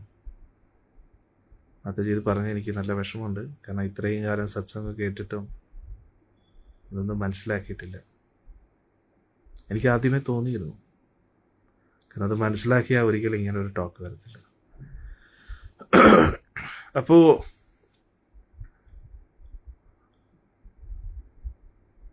ഞാൻ പറഞ്ഞത് മാതാജി ശ്രദ്ധിച്ച് കേൾക്കുന്നുമില്ല. ഭഗവാൻ എല്ലാവരെയും നോക്കുന്നുണ്ട് എന്നും പറഞ്ഞു. അതും മാതാജിക്ക് മനസ്സിലാവുന്നില്ല. പക്ഷെ യഥാർത്ഥത്തിൽ ഭഗവാൻ നോക്കുന്നത് രാധാന്തരം. അതിൻ്റെ അർത്ഥം രാധാറാണിയുടെ ഭാഗ്യം എന്ന് പറയുമ്പോൾ അതിൻ്റെ അർത്ഥം ഒരാൾക്ക് ഭാഗ്യം എന്ന് പറഞ്ഞാൽ എൻ്റെ അർത്ഥം എന്താണ്? ആൾക്ക് അർഹിക്കാത്തവരെന്ന് കിട്ടുമ്പോഴാണ് ഭാഗ്യം എന്ന് പറയുന്നത്. പക്ഷെ രാധാറാണി ആരാണ്? ആദിപരാശക്തിയാണ്, ആദിലക്ഷ്മിയാണ്. സാക്ഷാൽ ഗുരുവായൂരപ്പൻ പോലും ഭഗവാന്റെ രാധാറാണിയുടെ തൃപ്പാദങ്ങളിൽ ഇങ്ങനെ തലകുനിച്ച് ഇരിക്കുകയാണ്. ആ തൃപ്പാദ സേവ ചെയ്തുകൊണ്ടിരിക്കുകയാണ്. അതാണ് രാധാറാണി. വലിയൊരു അപരാധമാണ് മാതാജി ചെയ്തത്. എനിവേ, സാധാരണ ഇങ്ങനെയല്ല ഞാൻ പ്രതികരിക്കുന്നത്. പിന്നെ ഞാൻ എങ്ങനെ പ്രതികരിക്കാനാണ് ഇനി? ഇത്രയൊക്കെ സത്സംഗം കേട്ടിട്ടും ഇതൊന്നും മനസ്സിലായില്ലെങ്കിൽ പിന്നെ അതിനുള്ള യോഗം ഇല്ലെന്നേ ഞാൻ പറയാൻ കഴിയും. എന്തായാലും വലിയൊരു അപരാധമാണ് മാതാജി ചെയ്തത്. കാരണം ഓക്കെ, അത് വിട്ടത് പറഞ്ഞിട്ട് കാര്യമില്ല. അപ്പോൾ ഞാൻ പറഞ്ഞു വന്നത്, ഭഗവാൻ ഇങ്ങനെ ഗോവർദ്ധന പർവ്വതം ഉയർത്തിയിരിക്കുന്നു. എല്ലാ ഗോപികമാരും എല്ലാ കൂട്ടുകാരും ഭഗവാനെ നോക്കിക്കൊണ്ടിരിക്കുകയാണ്. ഭഗവാൻ അവരെയും നോക്കിക്കൊണ്ടിരിക്കുകയാണ്. പക്ഷെ യഥാർത്ഥത്തിൽ ഭഗവാൻ നോക്കിക്കൊണ്ടിരിക്കുന്ന രാധാറാണിയാണ്. അങ്ങനെ നോക്കുന്നതിൻ്റെ ഇടയിൽ രാധാറാണി ഇങ്ങനെ കണ്ണിറുക്കുകയാണ്. കണ്ണിറുക്കി കാണിക്കുക. അപ്പോഴത്തേക്ക് ഭഗവാൻ ഒരു രോമാഞ്ചം ഉണ്ടാവുകയാണ്. എന്നാൽ അത്രത്തോളം പ്രേമിക്കുന്നു ഭഗവാൻ രാധാറാണിയെ. അത്രത്തോളം പ്രേമിക്കുന്നു രാധാറാണി ഭഗവാനെ. ഈ ലോകത്തിൽ ആർക്കും ഇത്രയും ആരെയും സ്നേഹിക്കാൻ കഴിയില്ല. അത്രയ്ക്ക് പരിശുദ്ധ പ്രേമമാണ് ഗുരുവായൂരപ്പനും രാധാറാണിയും തമ്മിലുള്ള ബന്ധം. അത് മനസ്സിലാക്കുമെന്ന് പറഞ്ഞാൽ എളുപ്പമല്ല. ഭഗവാന്റെയും രാധാറാണിയുടെയും അനുഗ്രഹം ഇല്ലാതെ ആർക്കും ആ പരിശുദ്ധ പ്രേമത്തിൻ്റെ മഹത്വം മനസ്സിലാക്കാൻ കഴിയില്ല. രാധാറാണി ഒരു വസ്ത്രം അണിയുമ്പോൾ പോലും ആ വസ്ത്രത്തിൻ്റെ ഓരോ നൂലിൽ പോലും കൃഷ്ണപ്രേമം ഉണ്ടെന്നുള്ളതാണ്. രാധാറാണിയുടെ ഓരോ മുടിയിൽ പോലും കൃഷ്ണപ്രേമുണ്ട്. രാധാറാണിക്ക് കൃഷ്ണ അല്ലാതെ വേറൊരു ചിന്തയില്ല. അതേപോലെ ഭഗവാനും രാധാറാണി അല്ലാതെ വേറൊരു ചിന്തയില്ല. അതാണ് ഭഗവാനും രാധാറാണിയും തമ്മിലുള്ള ബന്ധം. അതാർക്കും മനസ്സിലാക്കാൻ കഴിയില്ല. നമുക്കെല്ലാവർക്കും ഭഗവാനെ വേണം, പക്ഷെ രാധാറാണിയെ വേണ്ട. അതാണ് ഒരു പ്രശ്നം. അതുകൊണ്ട് നമുക്ക് ഭഗവാനെ ഒരിക്കലും കിട്ടുന്നില്ല. പക്ഷേ രാധാറാണിയോടൊത്ത് നമ്മൾ ഭഗവാനെ സ്നേഹിക്കണം. പ്രത്യേകിച്ച് പെണ്ണുങ്ങൾക്ക് അന്യ ഒരു സ്ത്രീയോട് എപ്പോഴും അസൂയായിരിക്കും. ആണുങ്ങൾക്കും എപ്പോഴും അന്യ ഒരു പുരുഷനോട് അസൂയായിരിക്കും. ഈ അസൂയ കാരണമാണ് നമ്മളെല്ലാവരും ഇവിടെ ഇരിക്കുന്നത് എന്ന് നമ്മൾ മനസ്സിലാക്കുക. നമ്മളെല്ലാവരും ഭഗവാന്റെ ലോകത്ത് ഭഗവാന്റെ ഗോപികമാരായിരുന്നു. നമുക്ക് ഭഗവാനോട് മാത്രമല്ല അസൂയ, രാധാറാണിയോടും അസൂയുണ്ട്. ഇപ്പോൾ ചില സ്ത്രീകൾക്ക് ഞാൻ കൃഷ്ണൻ്റെ രാധയാണെന്ന് പറയും. എത്ര വലിയ മണ്ടത്തരമാണെന്നറിയാം. അഷ്ടസഖിമാർ പോലും പറയത്തില്ല രാധാറാണി എന്ന് പറഞ്ഞാൽ ആരാണ്, അല്ലേ? നമുക്കതെങ്ങനെയാണ് സാധിക്കുക? ഒരിക്കലും സാധിക്കാത്ത കാര്യമാണ്. നമ്മൾ എന്ന് പറഞ്ഞാൽ രാധാറാണിയുടെയും ദാസിമാരെന്നുള്ള ഭാവത്തിലാണ് ഇരിക്കേണ്ടത്. ഭഗവാന്റെ അടുത്തെത്താനുള്ള ഒരു യോഗ്യതയും നമുക്കില്ല. നമ്മൾ രാധാറാണിയുടെ ദാസിമാരാണ്. രാധാറാണിയുടെ സേവനം ചെയ്യുക. രാധാറാണിക്ക് മാത്രമേ ഗുരുവായൂരപ്പൻ്റെ സേവനം ചെയ്യാനുള്ള അധികാരമുള്ളൂ, അവകാശമുള്ളൂ. നമ്മൾ രാധാറാണിയുടെ ദാസിമാരാണ്. ഇനി ആണുങ്ങൾക്ക് ഭഗവാനോട് അസൂയാണ്. ആണുങ്ങൾക്ക് ക്ഷമിക്കണം, ഇടയ്ക്ക് ഇൻ്റർനെറ്റ് കട്ടെ. ഇപ്പോൾ രാവണൻ സീതാദേവിയെ പിടിക്കാനായിട്ട് വരുമ്പോൾ സീതാദേവിയുടെ മായാരൂപത്തെ എങ്ങനെയാണോ രാവണൻ ആ മായാരൂപത്തെ മാത്രമേ രാവണൻ കൊണ്ടുപോകാൻ പറ്റൂ. അതേപോലെ നമുക്ക് ആണുങ്ങൾക്ക് രാധാറാണിയെക്കുറിച്ചൊരു തെറ്റ് ചിന്ത വരുമ്പോൾ ഉടനെ രാധാറാണിയുടെ മായാദേവിയാണ് നമ്മൾ കണ്ടുകൊണ്ടിരിക്കുന്നത്. അതായത് രാവണന് സീതാദേവിയുടെ യഥാർത്ഥ രൂപത്തെ കാണാൻ പറ്റി, അല്ലേ? പക്ഷെ കൊണ്ടുപോകുമ്പോൾ മായാസീതയാണ് കണ്ടുപോകുന്നത്. പക്ഷേ ദുഷ്ടന്മാർക്ക് രാധാറാണിയെ കാണാൻ പോലും പറ്റത്തില്ല, ചിന്തിക്കാൻ പോലും പറ്റത്തില്ല. അത്രയ്ക്ക് അപ്രാപ്യമാണ് രാധാറാണി. അതാണ് നമ്മൾ മനസ്സിലാക്കേണ്ടത്. ഉള്ളിൽ കാമക്രോധ മോഹലോഭ മത മത്സരാദികളൊന്നും ഇല്ലാത്തവർക്ക് മാത്രമേ വൃന്ദാവന ലീലകൾ മനസ്സിലാക്കാൻ പറ്റൂ. ആ ഉള്ളിലുള്ള അസൂയ ദ്വേഷഭാവമൊക്കെ മാറിയവർക്ക് മാത്രമേ രാസലീല മനസ്സിലാക്കാൻ കഴിയൂ, അഷ്ടപതി മനസ്സിലാക്കാൻ പറ്റൂ. രാസലീല ശ്ലോകങ്ങൾ കാണാപ്പാഠം പഠിക്കാൻ പറ്റും, അഷ്ടപതി കാണാപ്പാഠം പഠിക്കാൻ പറ്റും. പക്ഷേ രാധാറാണി ആരാണെന്നോ ഗോപികമാർ ആരാണെന്നോ ഒന്നും മനസ്സിലാക്കാൻ കഴിയില്ല. അത് വെറും കഥകളായിട്ട് നമ്മൾ നമ്മുടെ ഉള്ളിലെ കാമത്തെ ഇതിലൂടെ ആസ്വദിച്ചുകൊണ്ടിരിക്കും. മനസ്സിലായില്ലേ? ഇപ്പോൾ കാമമുള്ള വ്യക്തികൾ എങ്ങനെയാണോ തെറ്റായിട്ടുള്ള വീഡിയോ കാണുന്നത് അല്ലെങ്കിൽ തെറ്റായിട്ടുള്ള സിനിമ കാണുന്നത്, അപ്പോൾ ഭക്തിയിൽ വന്നിട്ട് നമ്മൾ കാമം ഉള്ളിൽ സൂക്ഷിക്കുന്നുണ്ടെങ്കിൽ ആ രാസലീല വർണ്ണനയിലൂടെ നമ്മുടെ കാമത്തെ തൃപ്തിപ്പെടുത്താൻ നമ്മൾ നോക്കും. പക്ഷേ ശുദ്ധമായിട്ടുള്ള ലീലകൾ, നമ്മൾ ആ ശുദ്ധമായിട്ടുള്ള ലീലകളെ എങ്ങനെ അപ്രോച്ച് ചെയ്താലും അത് നമ്മളെ ശുദ്ധീകരിക്കുമെങ്കിലും നമ്മൾ മനസ്സിലാക്കണം നമ്മുടെ മനസ്സെത്ര മോശമാണ് എന്ന് നമ്മൾ മനസ്സിലാക്കുക. യഥാർത്ഥത്തിൽ ഇതിൽ നിന്നെല്ലാം മുക്തരായെങ്കിൽ മാത്രമേ അതീന്ദ്രിയ അവസ്ഥ, ആ പരിശുദ്ധ പ്രേമം എന്താണ് നമുക്ക് മനസ്സിലാക്കാൻ കഴിയും. അപ്പോൾ നമ്മൾ പരീക്ഷിത് മഹാരാജനെ കണ്ടില്ലേ? അദ്ദേഹം എല്ലാം ഉപേക്ഷിച്ചിട്ടിരിക്കുകയാണ്, മരണത്തെ കാത്തിരിക്കുന്ന വ്യക്തിയാണ്. അങ്ങനെ ഇരിക്കുന്ന വ്യക്തിക്ക് രാസലീല മനസ്സിലാവും. ശുകദേവ ഗോസ്വാമി എങ്ങനെയാണ്? സർവസംഗ പരിത്യാഗി, എല്ലാം ഉപേക്ഷിച്ചിട്ട് ശരീരത്തെ പോലും വസ്ത്രമായിട്ട് കാണുന്ന അങ്ങനെയുള്ള വ്യക്തികൾക്ക് രാസലീലയെക്കുറിച്ച് പറയാൻ കഴിയും. അങ്ങനെയുള്ള ഒരു ഗുരുമുഖത്തിൽ നിന്നും കേൾക്കുന്ന അങ്ങനെയുള്ള പരീക്ഷത്ത് മഹാരാജനെ പോലുള്ള ഒരു ശിഷ്യർക്ക് മാത്രമേ രാസലീല മനസ്സിലാവൂ, അല്ലാത്ത ആർക്കും മനസ്സിലാവത്തില്ല. അപ്പോൾ ശ്രീമതി രാധാറാണി കണ്ണിറുക്കി കാണിച്ചപ്പോൾ ഭഗവാന് രോമാഞ്ചമുണ്ടായി. അപ്പോഴത്തേക്കും ഭഗവാൻ ഒന്ന് വിറച്ചു. അപ്പോഴത്തേക്ക് ഗോവർദ്ധനം ഒന്ന് കുലുങ്ങി. അപ്പോൾ വൃന്ദാവനവാസികളെല്ലാവരും പേടിച്ചു. അപ്പോഴത്തേക്ക് ഭഗവാൻ ഇങ്ങനെ നോക്കി, ആരും കണ്ടില്ലല്ലോ എന്ന് വിചാരിച്ച്. അപ്പം ബലരാമസ്വാമി എന്ന് നോക്കി. അന്നേരം ബലരാമസ്വാമി മനസ്സിലായി എന്നുള്ള അർത്ഥത്തിൽ ഒരു നോട്ടം. അപ്പം ഭഗവാൻ ഒരു ചമ്മി തല കുനിച്ചു. ഹരേ കൃഷ്ണ. അപ്പോൾ അങ്ങനെ വളരെ രസകരമായിട്ടുള്ള രീതികളായിരുന്നു. പിന്നെ കുറേ ഗോപന്മാരെല്ലാവരും അയ്യോ നമ്മുടെ ഭഗവാൻ ഒറ്റയ്ക്ക് പിടിക്കുമല്ലേ എന്ന് പറഞ്ഞിട്ട് അവരെല്ലാം അവരുടെ കയ്യിലുള്ള പശുക്കളെ മേയ്ക്കുന്ന വടി കൊണ്ട് ഇങ്ങനെ താങ്ങി പിടിക്കുമായിരുന്നു ഗോവർദ്ധനം. അന്നേരം അവർ വിചാരിച്ചു അവരും കൂടെ ഭഗവാനെ സഹായിക്കുകയാണെന്ന്. മനസ്സിലായില്ല? അത് സ്നേഹമാണ്, അവരുടെ സ്നേഹം. ഭഗവാൻ മാത്രം എന്തിനു പിടിക്കണം, നമ്മളും കൂടെ ഭഗവാനെ സഹായിക്കാം. ഇതാണ് സേവനം എന്ന് പറയേണ്ടത്. യഥാർത്ഥത്തിൽ ആ ഗോവർദ്ധനത്തിനെ പിടിച്ചു നിർത്തുന്നത് ഭഗവാൻ തന്നെയാണ്.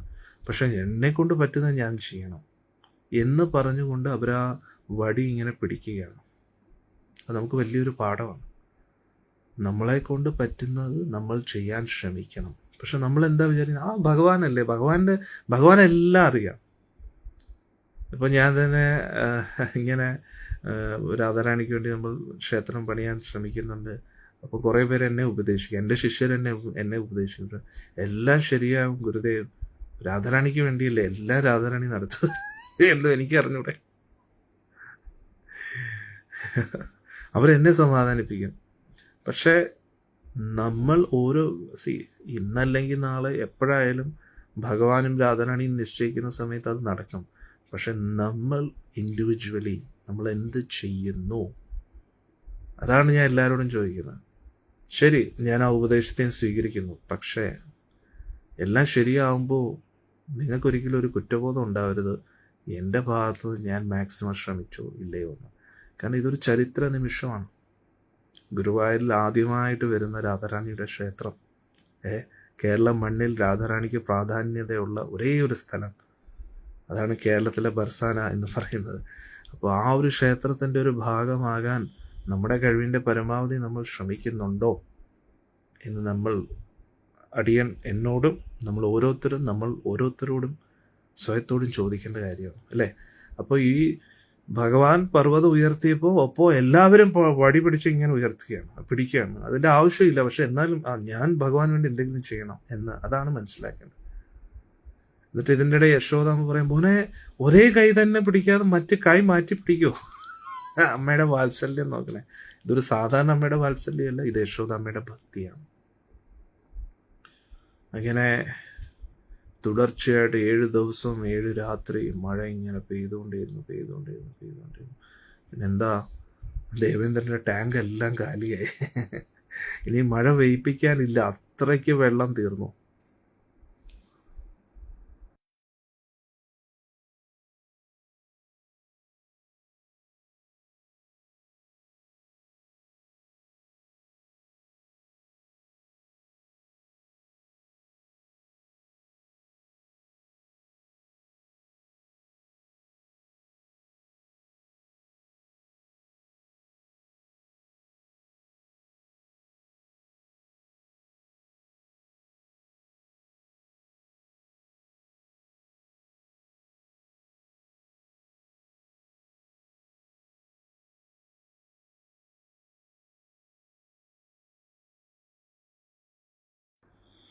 ഹരേ കൃഷ്ണ.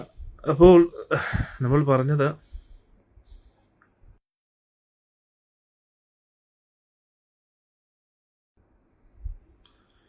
അപ്പോൾ വെള്ളം മുഴുവൻ തീർന്നേ, ഇനി മഴ പെയ്പ്പിക്കാനില്ല. ഒന്നാലോചിച്ച് നോക്കണേ. അപ്പോൾ അവരെല്ലാം ദേവേന്ദ്രൻ്റെ അടുത്ത് വന്നിട്ട് പറഞ്ഞു, 7 ദിവസം 7 രാത്രി മഴ പെയ്പ്പിച്ചു, എന്നിട്ടും ഒരു രക്ഷയില്ലെന്ന്. അപ്പോഴത്തേക്ക് ദേവേന്ദ്രൻ്റെ ദേഷ്യം വന്നു. ഐരാവത്തിൻ്റെ മുകളിൽ കയറി വന്നിട്ട് വജ്രായുധം കൊണ്ട് തുടർച്ചയായിട്ട് ഗോവർദ്ധനത്തിനെ ആക്രമിക്കാൻ തുടങ്ങി. എന്നിട്ടും ഗോവർദ്ധനത്തിനൊരു കുലുക്കമില്ല. അതാണ് ഹരിദാസ വര്യൻ എന്നും ഗോവർദ്ധനത്തിനൊരു പേരുണ്ട്. അതായത് ഹരിയുടെ ദാസന്മാരിൽ ഏറ്റവും ഉയർന്ന ആള് എന്നുമുണ്ട്. കാരണം ഭഗവാന് വേണ്ടി വജ്രായുധത്തിൻ്റെ ആ പ്രഹരം മുഴുവൻ ഏറ്റു ഗോവർദ്ധനം. എന്നിട്ടും ഭഗവാന്റെ കൂട്ടത്തിൽ തന്നെ നിന്നു എന്നാണ് മനസ്സിലാക്കേണ്ടത്. എന്നാൽ അതേപോലെ നമ്മളും ഭഗവാന്റെ സേവനത്തിൽ, അടിയിൽ ആരാ, ചെറുവിരലിൽ ആരുടെ വിരലാണ് ഇരിക്കുന്നത്? ഈ പ്രപഞ്ചത്തിനെ മുഴുവൻ താങ്ങി നിർത്തുന്ന ആ ഭഗവാന്റെ വിരലാണ് അടിയിലിരിക്കുന്നത്. അതേപോലെ നമ്മൾ ഉറച്ച് വിശ്വസിക്കുക, നമ്മുടെ കൂട്ടത്തിൽ ഭഗവാനുണ്ട്. പക്ഷേ നമ്മൾ വീഴരുത്. ഭഗവാനെ മുറുകെ പിടിക്കുക. ഭഗവാൻ താങ്ങാനായിട്ട് നമ്മളെ ഉണ്ട്. പക്ഷെ അപ്പോഴും വജ്രായുധം കൊണ്ട് പല ബുദ്ധിമുട്ടുകളും ഗോവർദ്ധനം വേദന അനുഭവിക്കേണ്ടി വന്നു. അതേപോലെ ഭഗവാന്റെ സേവനം ചെയ്യുക എന്ന് പറഞ്ഞാൽ എളുപ്പമല്ല. പല പല അപമാനങ്ങൾ സഹിക്കേണ്ടി വരും. നമ്മൾ നല്ലത് ഉദ്ദേശിച്ചിട്ട് ചെയ്താലും ആൾക്കാർ കുറ്റം പറയും. ഇതെല്ലാം നമ്മൾ സഹിച്ചിട്ട് നമ്മൾ ഭഗവാന്റെ സേവനം ചെയ്യണം. ഭഗവാനെ മുറുകെ പിടിക്കണം. അപ്പോഴാണ് ഇപ്പം നമ്മൾ ജപിക്കുമ്പോഴത്തേക്ക് പല ആൾക്കാരും കളിയാക്കും. നമ്മൾ ഭഗവാന്റെ രാധാറാണിക്ക് വേണ്ടി ഈ ഒരു ക്ഷേത്രത്തിന് വേണ്ടി ചോദിക്കും, കാശടിച്ച് മാറ്റാൻ വേണ്ടിയാണെന്നൊക്കെ പറയും, കള്ളസ്വാമി എന്നൊക്കെ പറയും. അതൊക്കെ ആൾക്കാർ എന്ത് വേണമെങ്കിലും പറഞ്ഞാലും യാഥാർത്ഥ്യം എന്താണെന്ന് നമുക്കറിയാമല്ലോ. നമ്മൾ ആർക്ക് വേണ്ടിയാണ് ചെയ്യുന്നത്. അതായത് അതേപോലെ ഭഗവാന്റെ സേവനം ചെയ്യുമ്പോൾ ഒരുപാട് ബുദ്ധിമുട്ടുകളുണ്ട്. ശാരീരിക ബുദ്ധിമുട്ടുകൾ, ഡിസ്റ്റർബൻസസ് എല്ലാം ഉണ്ടാവും. പക്ഷേ ഭഗവാൻ ഉണ്ടെന്ന് ഉറച്ച് വിശ്വസിക്കുക. അപ്പോൾ വജ്രായുധം കൊണ്ട് ഇങ്ങനെ അടിക്കുകയാണ്. പക്ഷെ എന്നിട്ടും അതെല്ലാം സഹിച്ചുകൊണ്ടിരിക്കുകയാണ് ഗോവർദ്ധനം. ആചാര്യന്മാർ പറയുന്നു, ആ വേദനകളൊക്കെ ഗോവർദ്ധനത്തിന് സഹിക്കാൻ പറ്റിയത് എന്തുകൊണ്ടാണെന്ന് വെച്ചാൽ ഭഗവാന്റെ ആ ചെറുവിരലിൻ്റെ സ്പർശനം അടിയിലുണ്ടായതുകൊണ്ടാണ്. അതേപോലെ നമ്മൾ ഭഗവാന്റെ തിരുനാമവും ജപിച്ച് സത്സംഗമൊക്കെ കേട്ട് ഭഗവത് സ്മരണയോടുകൂടി ഇരിക്കുമ്പോൾ വലിയ വലിയ പ്രശ്നങ്ങളെ സഹിക്കാനുള്ള ശക്തി നമുക്ക് ലഭിക്കുന്നുള്ളതാണ്. അവസാനം ദേവേന്ദ്രൻ തോറ്റു. അപ്പോൾ മഴയെല്ലാം തീർന്നു. വീണ്ടും സൂര്യദേവൻ പ്രത്യക്ഷപ്പെട്ടു. ഭഗവാൻ ഒറ്റ നിമിഷം കൊണ്ട് എല്ലാം പഴയതുപോലെയാക്കി. ഗോവർദ്ധനം താഴ്ത്തി വയ്ക്കാൻ തുടങ്ങുകയായിരുന്നു. അപ്പോൾ എല്ലാവരോടും പോകാൻ പറഞ്ഞു. അപ്പോൾ ഗോപന്മാരെല്ലാവരും പറഞ്ഞു, കൃഷ്ണ അങ്ങ് ആദ്യം പോവും, നമ്മൾ അല്ലേ ഇതിനെ പിടിച്ചു നിർത്തിയത്, ഇപ്പോൾ ഒറ്റയ്ക്ക് നീ എങ്ങനെ പിടിക്കാനാണ് പറഞ്ഞു. അപ്പം ഭഗവാൻ പറഞ്ഞു, ശരി എനിക്ക് ഞാൻ പോവാന്ന് പറഞ്ഞു. അപ്പം ഭഗവാൻ അങ്ങോട്ട് കൈ മാറ്റിയത് ടപ്പെന്ന് പറഞ്ഞ വിറകുകളൊക്കെ എന്ത് പറയുന്ന ഈ വടികളൊക്കെ ഒടിയാൻ തുടങ്ങി. ഗോവർദ്ധൻ താഴോട്ട് വീഴാൻ തുടങ്ങി. അപ്പോൾ ഇത് അടുത്തൊരു പാഠമാണ്. നമ്മൾ നിമിത്തം മാത്രമാണ്. ഭഗവാൻ ഇല്ലെങ്കിൽ ഒന്നുമില്ല എന്ന് നമ്മൾ ഓർക്കണം. നമ്മൾ ഭഗവാന് വേണ്ടി എല്ലാ സേവനങ്ങളും ചെയ്യണം. പക്ഷെ ഒരിക്കലും നമ്മൾ അഹങ്കരിക്കാൻ പാടില്ല. നമ്മളാണ് ഇത് ചെയ്യുന്നത്, ഞാനാണ് ചെയ്യുന്നത്, എൻ്റെ കഴിവുകൊണ്ടാണില്ല. ഭഗവാൻ ഇല്ലെങ്കിൽ എല്ലാം തകിടം മറിയുമെന്നും നമ്മൾ മറന്നു പോരുത്. നമ്മൾ ഭഗവാന് വേണ്ടി എല്ലാം ചെയ്യാൻ തയ്യാറായിരിക്കണം, പക്ഷെ അഹങ്കരിക്കാനും പാടില്ല. അപ്പം പിന്നെ എല്ലാ വൃന്ദാവനവാസികളും പുറത്തിറങ്ങി. അപ്പോഴത്തേക്കും ഭഗവാൻ ഗോവർദ്ധന പർവ്വതത്തിനെ താഴ്ത്തുകയാണ്. എല്ലാവരും സന്തോഷത്തോടെ ഭഗവാന് ചുറ്റും വന്ന് ചേരുകയാണ്. എല്ലാവർക്കും വലിയ സന്തോഷമായി. എല്ലാവരും അവരവരുടെ ഭവനങ്ങളിലേക്ക് പോവുകയാണ്. ഭഗവാൻ അപ്പോൾ എല്ലാവരെയും പറഞ്ഞയച്ചിട്ട് ഒറ്റയ്ക്ക് ആരും ഇല്ലാത്തൊരു സ്ഥലത്ത് ഇങ്ങനെ കാത്തിരിക്കുകയാണ്. കാരണം ഭഗവാൻ അറിയാം ദേവേന്ദ്രനാണ് ഇതാണ്. അപ്പോൾ ഭഗവാന്റെ ആ സ്നേഹം നോക്കണേ. ദേവേന്ദ്രനെ എന്തുമാത്രം സ്നേഹിക്കുന്നു. കാരണം ദേവേന്ദ്രൻ ആകെ വിഷമിച്ചിരിക്കുക. ദേവേന്ദ്രൻ വിചാരിക്കും, ഞാൻ വലിയൊരു തെറ്റാണല്ലോ കൃഷ്ണൻ ചെയ്തത്. ആ ഹൃദയത്തെ മനസ്സിലാക്കുന്നു. എന്നാൽ ഇത് നമ്മൾ പഠിക്കണം. ഭഗവാനെ നമ്മുടെ എല്ലാ ചിന്തകളും അറിയാം. നമ്മൾ അഹങ്കരിക്കുമ്പോഴും അറിയാം, നമ്മൾ പശ്ചാത്തപിക്കുമ്പോഴും അറിയാം. ഭഗവാന്റെ കാരുണ്യം നോക്കണേ, അല്ലേ? വലിയ കാരുണ്യമല്ലേ? അപ്പോൾ ദേവേന്ദ്രൻ്റെ ഉള്ളിൽ വലിയ പശ്ചാത്തലം ഉണ്ടെന്ന് ഭഗവാന് മനസ്സിലായി. ഭഗവാന്റെ മുമ്പിൽ വരണമെന്ന് ആഗ്രഹമുണ്ടെന്ന് മനസ്സിലായി. ഒരുപാട് വിഷമത്തിലാണെന്ന് മനസ്സിലായി. അപ്പോൾ ദേവേന്ദ്രൻ, നമ്മളായിരുന്നു എന്ത് ചെയ്തേനെ? ദേവേന്ദ്രൻ വന്ന പോടാ അവിടെ നിന്ന്, ഇയായിട്ട് ഒരു ബന്ധമില്ല, പോടാ എന്നൊക്കെ പറഞ്ഞു. പക്ഷെ ഭഗവാൻ അങ്ങനെയല്ല. ഭഗവാൻ കാത്തിരിക്കുകയാണ് ദേവേന്ദ്രൻ വരാൻ. അന്നേരം എല്ലാവരെയും ഭഗവാൻ എന്തുമാത്രം സ്നേഹിക്കുന്നു എന്ന് നമ്മൾ നോക്കണേ. അപ്പം ഭഗവാൻ വിജനമായിട്ടുള്ള സ്ഥലത്ത് ഇങ്ങനെ ഇരിക്കുമ്പോൾ ദേവേന്ദ്രൻ വരികയാണ്. അപ്പം ദേവേന്ദ്രൻ്റെ പക്ഷെ ഒരു വിഷമം, കുറ്റബോധം. അതുകൊണ്ട് സുരഭി പശുവിനെയും കൊണ്ടുവരികയാണ്. അന്നേരം ദേവലോകത്ത് ഒരു സുരഭി പശുവുണ്ട്. അന്നേരം ആ സുരഭി പശുവിനെയും കൊണ്ടുവന്നിട്ട് മുന്നിൽ നിർത്തുകയാണ്. എന്നിട്ട് ഐരാവത്തിനോട് മാനസികങ്കയിൽ നിന്ന് ജലവും ശേഖരിച്ച് കൊണ്ടുവരികയാണ്. എന്നിട്ട് ഭഗവാന്റെ മുമ്പിൽ കാൽക്കൽ വീണിട്ട് ആദ്യം സുരഭി പശു ഇങ്ങനെ സ്തുതിക്കുക ഭഗവാനെ അങ്ങ് നമ്മുടെ പശുക്കളുടെ എല്ലാം മാനം രക്ഷിക്കുകയാണ് അല്ലേ.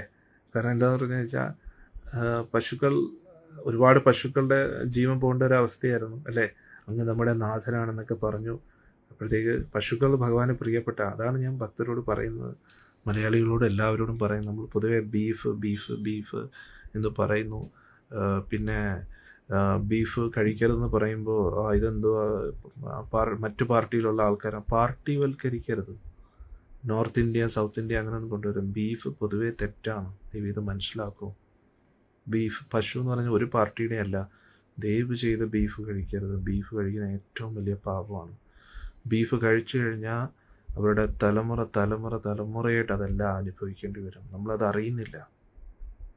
ഒരു ഭ്രാന്തനെ സംബന്ധിച്ചിടത്തോളം ഭ്രാന്തില്ലാത്ത അവസ്ഥ എന്താണെന്ന് മനസ്സിലാക്കാൻ കഴിയുമോ? ഇല്ല. ഒരു കള്ളുകുടിയന് കള്ളു കുടിക്കാതിരുന്നു കഴിഞ്ഞാൽ എത്ര നല്ല രീതിയിൽ ജീവിക്കാമെന്ന് ആ വ്യക്തിക്ക് മനസ്സിലാക്കാൻ പറ്റില്ല. കള്ളു കുടിക്കുമ്പോൾ എത്രമാത്രം ശരീരം നഷ്ടപ്പെട്ടുകൊണ്ടിരിക്കുന്നു. സിഗരറ്റ് വലിക്കുന്ന ആൾക്ക് മനസ്സിലാക്കാൻ കഴിയില്ല. അതേപോലെ ബീഫ് ഭയങ്കര നാവിൻ്റെ രുചിക്ക് വേണ്ടി കഴിച്ചു കഴിഞ്ഞാൽ അതെത്രമാത്രം നമ്മുടെ ജീവിതത്തെ നശിപ്പിച്ചുകൊണ്ടിരിക്കുന്നു നമ്മൾ മനസ്സിലാക്കുന്നില്ല. അതുകൊണ്ട് ദയവ് ഇതാരും ബീഫ് കഴിക്കരുത്. അതൊരു പാർട്ടിയുടെ ഇതായിട്ട് കാണരുത്, പാർട്ടിയുടെ അജണ്ടയായിട്ട് കാണരുത്. ഇത് നമുക്ക് വേണ്ടിയാണ്. നിങ്ങൾ ആ ഒരു പാർട്ടിക്കും സപ്പോർട്ട് ചെയ്യണമെന്നില്ല. നിങ്ങൾ ഒരു പാർട്ടിയിൽ ഇല്ലെങ്കിലും കുഴപ്പമില്ല, പക്ഷെ നിങ്ങൾ ബീഫ് കഴിക്കരുത്. നിങ്ങൾ ഏത് പാർട്ടി ഫോളോ ചെയ്താലും കുഴപ്പമില്ല, പക്ഷെ ബീഫ് കഴിക്കരുത്. ബീഫ് കഴിച്ചു കഴിഞ്ഞാൽ പിന്നെ നമ്മൾ നരകീയ യാതനകൾ അനുഭവിക്കേണ്ടി വരും. പശുവിൻ്റെ ദേഹത്ത് എത്ര രോമമുണ്ടോ അത്രയും ജന്മങ്ങൾ നമ്മൾ യാതനകൾ അനുഭവിക്കേണ്ടി വരും എന്നാണ് പറയുന്നത്. നമ്മളെ ഇതേപോലെ അറക്കേണ്ട ഒരു സാഹചര്യം വരും. അത്രയും ജന്മങ്ങളൊന്ന് ആലോചിച്ചു. വളരെ ഡേഞ്ചറസ് ആണ്. ദയവ് ഇതാരും പൊതുവേ മത്സ്യമാംസാദികൾ കഴിക്കാതിരിക്കുക. കാരണം മറ്റ് ജീവഹിംസ നമ്മൾ ചെയ്യാൻ പാടില്ല. സസ്യബുക്കായിട്ട് ഇരിക്കുമ്പോഴും നമ്മൾ ഹിംസയാണ് ചെയ്യുന്നത്. പക്ഷെ എന്നാലും ഇപ്പോൾ നമ്മൾ ധാന്യങ്ങൾ ഇത് ചെയ്യുമ്പോൾ എന്തായാലും നമ്മൾ ആ ധാന്യങ്ങൾ എടുത്താലും ഇല്ലെങ്കിലും അത് നശിക്കാൻ പോകുന്നതാണ്. ഇപ്പം മരങ്ങൾ, ചെടികൾ നിന്ന് അതൊക്കെ പഴവർഗ്ഗങ്ങൾ നമ്മൾ എടുക്കുമ്പോൾ ആ മരം നശിക്കുന്നില്ലല്ലോ അല്ലേ. അപ്പോൾ പക്ഷെ എന്നാലും ധാന്യങ്ങളൊക്കെ അത് അനുവദിച്ചിട്ടുള്ളതാണ്. പക്ഷെ മത്സ്യമാംസാദികൾ നമുക്കായിട്ട് അനുവദിച്ചിട്ടുള്ളതല്ല. അന്നേരം നമ്മൾ വിചാരിക്കും, ചില ഇടത്തൊക്കെ പറയുന്നുണ്ടല്ലോ അത് ഒട്ടും സഹിക്കാൻ പറ്റാതെ കഴിച്ചേ പറ്റൂ എന്നുള്ള നിർബന്ധ ബുദ്ധിയുള്ളവർക്ക് വേണ്ടി മാത്രം പറഞ്ഞിരിക്കുകയാണ്. പക്ഷെ അതിൻ്റേതായിട്ടുള്ള കോൺസിക്വൻസസ് നമ്മൾ അനുഭവിക്കേണ്ടതായിട്ടുണ്ട്. ഭഗവാൻ കഴിച്ചിട്ടില്ല, ഇതെല്ലാം തെറ്റിദ്ധാരണയാണ്. ചിലർ പറയും രാമായണത്തിൽ ഭഗവാൻ ഇതിനെക്കുറിച്ച് പറയുന്നില്ല. ഭഗവാൻ കഴിച്ചിട്ടില്ല. അത് ആ സംസ്കൃതത്തെ നമ്മൾ നമ്മുടേതായിട്ടുള്ള രീതിയിൽ വളച്ചൊടിക്കാനുള്ളതല്ല. ആചാര്യന്മാരിൽ നിന്നാണ് നമ്മൾ സംസ്കൃതം പഠിക്കേണ്ടത്. കാരണം ഒരു ഇംഗ്ലീഷ് അറിയാവുന്ന ഒരു വ്യക്തി മെഡിസിൻ ബുക്സ് വായിച്ചതുകൊണ്ട് ആ മെഡിക്കൽ ടെർമിനോളജീസ് എല്ലാം മനസ്സിലാക്കാൻ പറ്റുമോ? ഇല്ല. ഒരു ഡോക്ടറിൽ നിന്നാണ് ഇത് പഠിക്കേണ്ടത്. അതേപോലെ നമ്മൾ സംസ്കൃതം അറിയാമെന്നതിൻ്റെ പേരിൽ അതിൻ്റെ അക്ഷരാർത്ഥത്തെ വളച്ചൊടിക്കാൻ പാടില്ല. നമ്മൾ ആധികാരികമായിട്ടുള്ള ഗുരുശിഷ്യ പരമ്പരയിൽ നിന്ന് പഠിക്കണം. അപ്പോൾ സുരഭി പശു അങ്ങനെ വന്ന് ഭഗവാന്റെ മുമ്പ് ഇങ്ങനെ പറഞ്ഞപ്പോൾ ഭഗവാൻ ഒരുപാട് അനുഗ്രഹിക്കുകയാണ്. ഭഗവാൻ ചിരിക്കുകയാണ്. അന്നേരം സുരഭി പശുവിൻ്റെ പാല് കൊണ്ട് പിന്നെ ദേവേന്ദ്രൻ വന്നിട്ട് ക്ഷമ ചോദിക്കുകയാണ്. ഭഗവാൻ മാപ്പ് കൊടുക്കുകയാണ്. പിന്നെ സുരഭി പശുവിൻ്റെ പാല് കൊണ്ട് ഭഗവാന്റെ അഭിഷേകം ചെയ്യുന്നു. മാനസികഗംഗ എന്നുള്ള ജലം കൊണ്ട്, മാനസികഗംഗ ഭഗവാൻ തന്നെ പ്രത്യക്ഷപ്പെടുത്തിയതാണ് ഗംഗാദേവിയെ. അത് വൃന്ദാവനവാസികൾ ഗംഗാ നദിയിലേക്ക് പോവുകയായിരുന്നു ദേവിയെ വണങ്ങാനായിട്ട്. ഏറ്റവും പുണ്യമായിട്ടുള്ള നദിയല്ലേ ഗംഗാദേവി, യമുനാദേവി. അപ്പം ഭഗവാൻ പറഞ്ഞു ഗംഗാദേവിയും ഇവിടെ തന്നെയുണ്ട്, വൃന്ദാവനത്തിൽ ഇല്ലാത്തതായിട്ടൊന്നുമില്ല. അങ്ങനെ ഗംഗാദേവിയെ പ്രത്യക്ഷപ്പെടുത്തുകയാണ്. ഭഗവാന്റെ ആ ഒരു ഉള്ളിൽ നിന്ന് വന്നുകൊണ്ടാണ്, ഭഗവാന്റെ മനസ്സിൽ നിന്ന് വന്നുകൊണ്ട് മാനസികഗംഗ എന്ന് പറയുകയാണ്. അങ്ങനെ അവിടെ ഇവിടെ ഉണ്ട് മാനസികഗംഗയുടെ ചിത്രം. ഞാൻ കാണിച്ചാൽ ഒരു മിനിറ്റ്.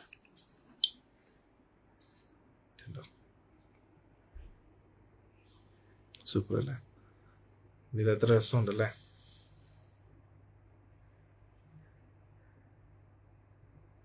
ഹരേ കൃഷ്ണ.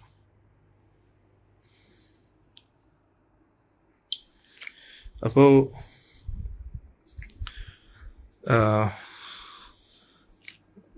ദേവേന്ദ്രൻ്റെ വാഹനമായ ഐരാവതത്തിൻ്റെ 1000 തുമ്പിക്കൈയുണ്ട് ദേവേന്ദ്രൻ്റെ ആ ഒരു ആനയ്ക്ക്, ഐരാവതത്തിന്. അപ്പോൾ 1000 തോന്നുന്നു, ഞാനത് വിട്ടുപോയി. എത്രയോ അനേകം തുമ്പിക്കൈകളുണ്ട്. അപ്പോൾ ആ തുമ്പിക്കൈകളിലെല്ലാം ഈ മാനസികഗംഗയുടെ ആ ജലം എടുത്ത് ശേഖരിച്ച് അതുകൊണ്ട് അഭിഷേകം ചെയ്യുകയാണ്. അപ്പോൾ അത് കഴിഞ്ഞതിന് ശേഷം ഭഗവാനെ ഗോവിന്ദൻ എന്നുള്ളൊരു പേര് കൊടുക്കുകയാണ്. ഗോവിന്ദൻ എന്ന് പറഞ്ഞാൽ പശുക്കൾക്ക് ആനന്ദം നൽകുന്നവൻ എന്നാണ് പേര്. അങ്ങനെ ആ ഒരു ഭഗവാൻ അഭിഷേകം ചെയ്ത് ഒരു കിരീടവും കൂടെ വെച്ചു കൊടുക്കുകയാണ്. വ്രജത്തിലെ മുഴുവൻ രാജാവണങ്ങ്, വ്രജത്തിൻ്റെ സംരക്ഷകനാണ് അവിടുന്ന്, ഈ വൃന്ദാവനത്തിലെ രാജാവാണ് എന്നുള്ള രീതിയിൽ ഒരു അഭിഷേകം, രാജ്യാഭിഷേകം, ഗോവിന്ദ രാജാഭിഷേകം നടത്തുകയാണ് ദേവേന്ദ്രൻ. എന്നിട്ട് ഭഗവാന്റെ തൃപ്പാദങ്ങളിൽ നമസ്കരിക്കുകയാണ്. അപ്പോൾ ഇതാണ് ഗോവർദ്ധന ലീല. അപ്പോൾ ഇനി എല്ലാവരും, ഇന്നത്തെ സത്സംഗം നമുക്കിവിടെ നിർത്താം. എല്ലാവരും ഗോപൂജ ചെയ്തു എന്ന് വിചാരിക്കുന്നു. നിങ്ങളുടെ അടുത്ത് എവിടെയാണോ പശുക്കളുള്ളത്, പശുക്കളുടെ കാല് തൊട്ട് നമസ്കരിക്കുക. കാല് തൊട്ട് നമസ്കരിക്കുമ്പോൾ ചവിട്ടുകൊള്ളരുത്. പശുക്കൾ വിചാരിക്കുക ഇത്രയും കാലമായിട്ട് ആരും നമസ്കരിക്കാനായിട്ട് വന്നില്ല. അത് നോക്കിയും കണ്ടും വേണം കാല് തൊട്ട് നമസ്കരിക്കാൻ. ചവിട്ടിട്ടാതെ നോക്കണം. പശുവിനെ പേടിപ്പിക്കരുത്. അതായത് ഇത്രയും കാലം ആരും ബഹുമാനിക്കാതെ പെട്ടെന്ന് നമ്മളെ ബഹുമാനിക്കുമ്പോൾ നമുക്ക് വിശ്വാസം തോന്നത്തില്ല. അതേപോലെ പാവം പശു പേടിച്ചു പോകും ചിലപ്പോൾ. അതുകൊണ്ട് അവരെ പേടിപ്പിക്കരുത്. അവരെ കൈകൂപ്പി നമസ്കരിച്ചാലും മതി. എന്നിട്ടൊന്ന് തടവിയെ കൊടുത്ത് അങ്ങനെ. അപ്പോൾ അത്രയും ഒരുപാട് അനുഗ്രഹം കിട്ടും കേട്ടോ. അതിനുശേഷം ആശ്രമത്തിൽ വരാൻ പറ്റുന്നവർക്ക് വരാം. ഇന്ന് ഭക്തരെല്ലാം ഗോശാലയിൽ പോയിട്ടുണ്ട്. അവിടെ പശുക്കളെല്ലാം ഗോപൂജ നടത്തുന്നുണ്ട്. പിന്നെ പശുക്കൾക്ക് ശർക്കര, ഗോതമ്പ് ഇതെല്ലാം മിക്സ് ചെയ്ത് ഇത് ഭയങ്കര ഇഷ്ടമാണ്. അട അതൊക്കെ കൊടുക്കാം. പശുക്കളെ ഹാപ്പിയാക്കാം. പശുക്കളെ ഹാപ്പിയെങ്കിൽ കൃഷ്ണ ഹാപ്പി, കൃഷ്ണ ഹാപ്പിയെങ്കിൽ രാധാറാണി ഹാപ്പി. അപ്പോൾ പിന്നെ നമ്മുടെ ഭക്തി അടിപൊളിയായിട്ട് മുന്നോട്ട് പോകും. അതാണ്. അന്നേരം ഇന്ന് നല്ലൊരു ദിവസമാണ്. പിന്നെ ഉച്ചയ്ക്ക് നിങ്ങളെ കൊണ്ട് പറ്റുന്ന രീതിയിൽ ഒരുപാട് വിഭവങ്ങൾ തയ്യാറാക്കുക ഭഗവാന് വേണ്ടി. ഇതെല്ലാം മനസ്സിൽ സങ്കല്പിക്കുക. പിന്നെ നിങ്ങൾക്ക് വീട്ടിൽ ഗോവർദ്ധനശില ഇല്ലെങ്കിലും ചോറ് വെച്ച് ഗോവർദ്ധനം ഉണ്ടാക്കാം. അത് നല്ല രസമായിരിക്കും കേട്ടോ. അതായത് നിങ്ങൾ എന്തായാലും ചോറ് വയ്ക്കും. അപ്പോൾ ചില ഭക്തർ ഇങ്ങനെ ഈ മല്ലിയിലൊക്കെ വെച്ച് പച്ച നിറത്തിൽ ചോറുണ്ടാക്കും. എന്നിട്ട് അതിനെ ഇങ്ങനെ മല്ലിയില അതൊക്കെ വെച്ചിട്ട് ഇങ്ങനെ, ഗോവർദ്ധനത്തിൽ എങ്ങനെയാണ് ഒരുപാട് ചെടികളും വൃക്ഷങ്ങളും ഒക്കെ കാണത്തില്ല. അന്നേരം ആ ചോറ് തന്നെ ഗോവർദ്ധനമൊക്കെ അലങ്കരിക്കുക. അതിൽ രാധാകുണ്ട്, ശ്യാംകുണ്ട് അങ്ങനെയൊക്കെ റെഡിയാക്കാം. എന്നിട്ട് എല്ലാവരും ആ ഫോട്ടോസ് സോഷ്യൽ മീഡിയയിൽ ഷെയർ ചെയ്യുക. ഇന്ന് ഗോവർദ്ധന പൂജ എന്ന് പറഞ്ഞിട്ട് അത് ഗ്രൂപ്പിൽ വിടുക. എല്ലാവരും വളരെ രസകരമായിരിക്കും, വളരെ ഇൻട്രസ്റ്റിംഗ് ആയിരിക്കും. ഗോവർദ്ധനത്തിന് കണ്ണ് വയ്ക്കാം, 2 കണ്ണിങ്ങനെ, ഒരു നല്ല ചിരിച്ചൊരു മുഖം, ജഗന്നാഥനെ പോലെ ഇങ്ങനെ ചിരിച്ച മുഖം ഇങ്ങനെ വയ്ക്കാം. അപ്പോൾ ഈ ക്യാരറ്റ്, തക്കാളി അതൊക്കെ വെച്ച്, തക്കാളി വെച്ചിട്ട് ഇങ്ങനെ വയ്ക്കുമ്പോൾ ഒരു 3D കണ്ണായിട്ട് കാണും. എന്നിട്ട് പുരികമൊക്കെ വെച്ച് ഒരു നല്ല ചിരിച്ച മുഖമായിട്ട് ഇങ്ങനെ വയ്ക്കാം. അപ്പോൾ അത് നല്ല രസമായിരിക്കും, ഒരു പുതുമയായിരിക്കും. നിങ്ങൾ വീട്ടിലെ കുട്ടികൾക്കെല്ലാം നല്ലൊരു ഇൻട്രസ്റ്റിംഗ് ആയിട്ട് തോന്നും, ഒരു ആക്ടിവിറ്റി ആയിട്ട് തോന്നും. എന്നിട്ട് ചോറ് അതിനെ നന്നായിട്ട് അലങ്കരിക്കുക. ഒരു കുഞ്ഞായിട്ട് ചെറിയ ഗോവർദ്ധനമാക്കിയാലും മതി, വലുതായാലും മതി. വലുതാകുമ്പോൾ നല്ല രസമായിരിക്കും. അന്നേരം നല്ലൊരു വൃത്തിയുള്ള ശുദ്ധമായിട്ടുള്ള ഒരു ബേസണിൽ നല്ല ഹൈറ്റിന് കുന്നുപോലെ ചെയ്തിട്ട് രാധാകുണ്ട്, ശ്യാംകുണ്ടൊക്കെ ചെയ്ത് കണ്ണും മൂക്കും വായൊക്കെ ഇങ്ങനെ വെച്ച്, ഇത് നെറ്റിൽ നോക്കിയാൽ നിങ്ങൾക്ക് കിട്ടും, പല പല ഐഡിയാസ് കിട്ടും. അപ്പോൾ നിറച്ച് മരങ്ങളും ഇതൊക്കെ ഉള്ളതായിട്ടും, കാരണം ഗോവർദ്ധനം മൊത്തം നല്ല പച്ചപ്പുള്ള സ്ഥലം. ഇപ്പോൾ നമുക്ക് പോകുമ്പോൾ കാണത്തില്ല, കാരണം യഥാർത്ഥ ഗോവർദ്ധനം കാണാനുള്ള യോഗ്യത നമുക്കില്ലല്ലോ, അതുകൊണ്ടാണ്. പക്ഷെ ഗോവർദ്ധനം എപ്പോഴും നല്ല പച്ചപ്പുള്ള സ്ഥലമാണ്, നല്ല പച്ച പുല്ലുകളും അതും ഇതുമൊക്കെ. അപ്പോൾ നിങ്ങൾക്ക് നിങ്ങളുടേതായിട്ടുള്ള ഐഡിയാസ് ഉപയോഗിക്കാം. നല്ല പച്ചപ്പായിട്ട് ചോറ് റെഡിയാക്കാം. പിന്നെ അതിൽ ചീരയോ അങ്ങനെയൊക്കെ ഇങ്ങനെ ചെടികളായിട്ടൊക്കെ ഇങ്ങനെ വെക്കാം. നിങ്ങളുടേതായിട്ടുള്ള ഐഡിയാസ് ഉപയോഗിക്കാം. പിന്നെ അതിൽ പശുക്കളെയൊക്കെ ഇങ്ങനെ ക്യാരറ്റ് വെച്ചോ അല്ലെങ്കിൽ ഇത് വെള്ളരിക്ക വെച്ചോ ഒക്കെ ഇങ്ങനെ പശുക്കളെയൊക്കെ റെഡിയാക്കാം. നല്ല രസമായിരിക്കും. അത് വളരെ ഇമ്പോർട്ടൻ്റ് ആണ്. നമ്മൾ കുട്ടികൾ അതൊക്കെ പഠിക്കേണ്ടത്. കാരണം എന്താ അറിയാം, കുട്ടികൾക്ക് ഇങ്ങനെയുള്ള ആക്ടിവിറ്റീസ് ഇഷ്ടമാണ്.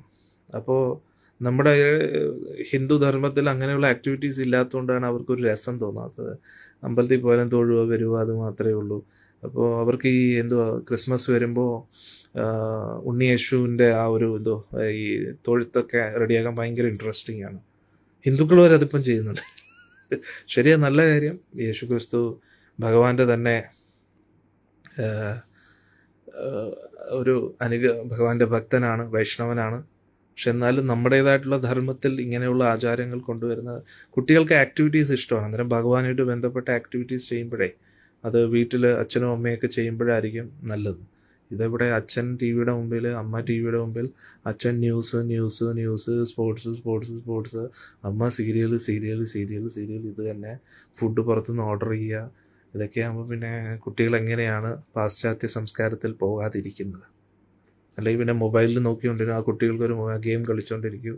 ഗെയിം കളിച്ച് പിന്നെ തെറ്റായിട്ടുള്ള വീഡിയോസിലൊക്കെ പോകും. പിന്നെ അത് കണ്ട് പിന്നെ സംസ്കാരം എല്ലാം നഷ്ടപ്പെടും. ഗെയിംസ് ആണെങ്കിലും അടി ഇടി വെട്ട് കുത്ത് വെടിവെപ്പ് ബോംബടിയിൽ ഇതൊക്കെയാണ് നടക്കുന്നത്.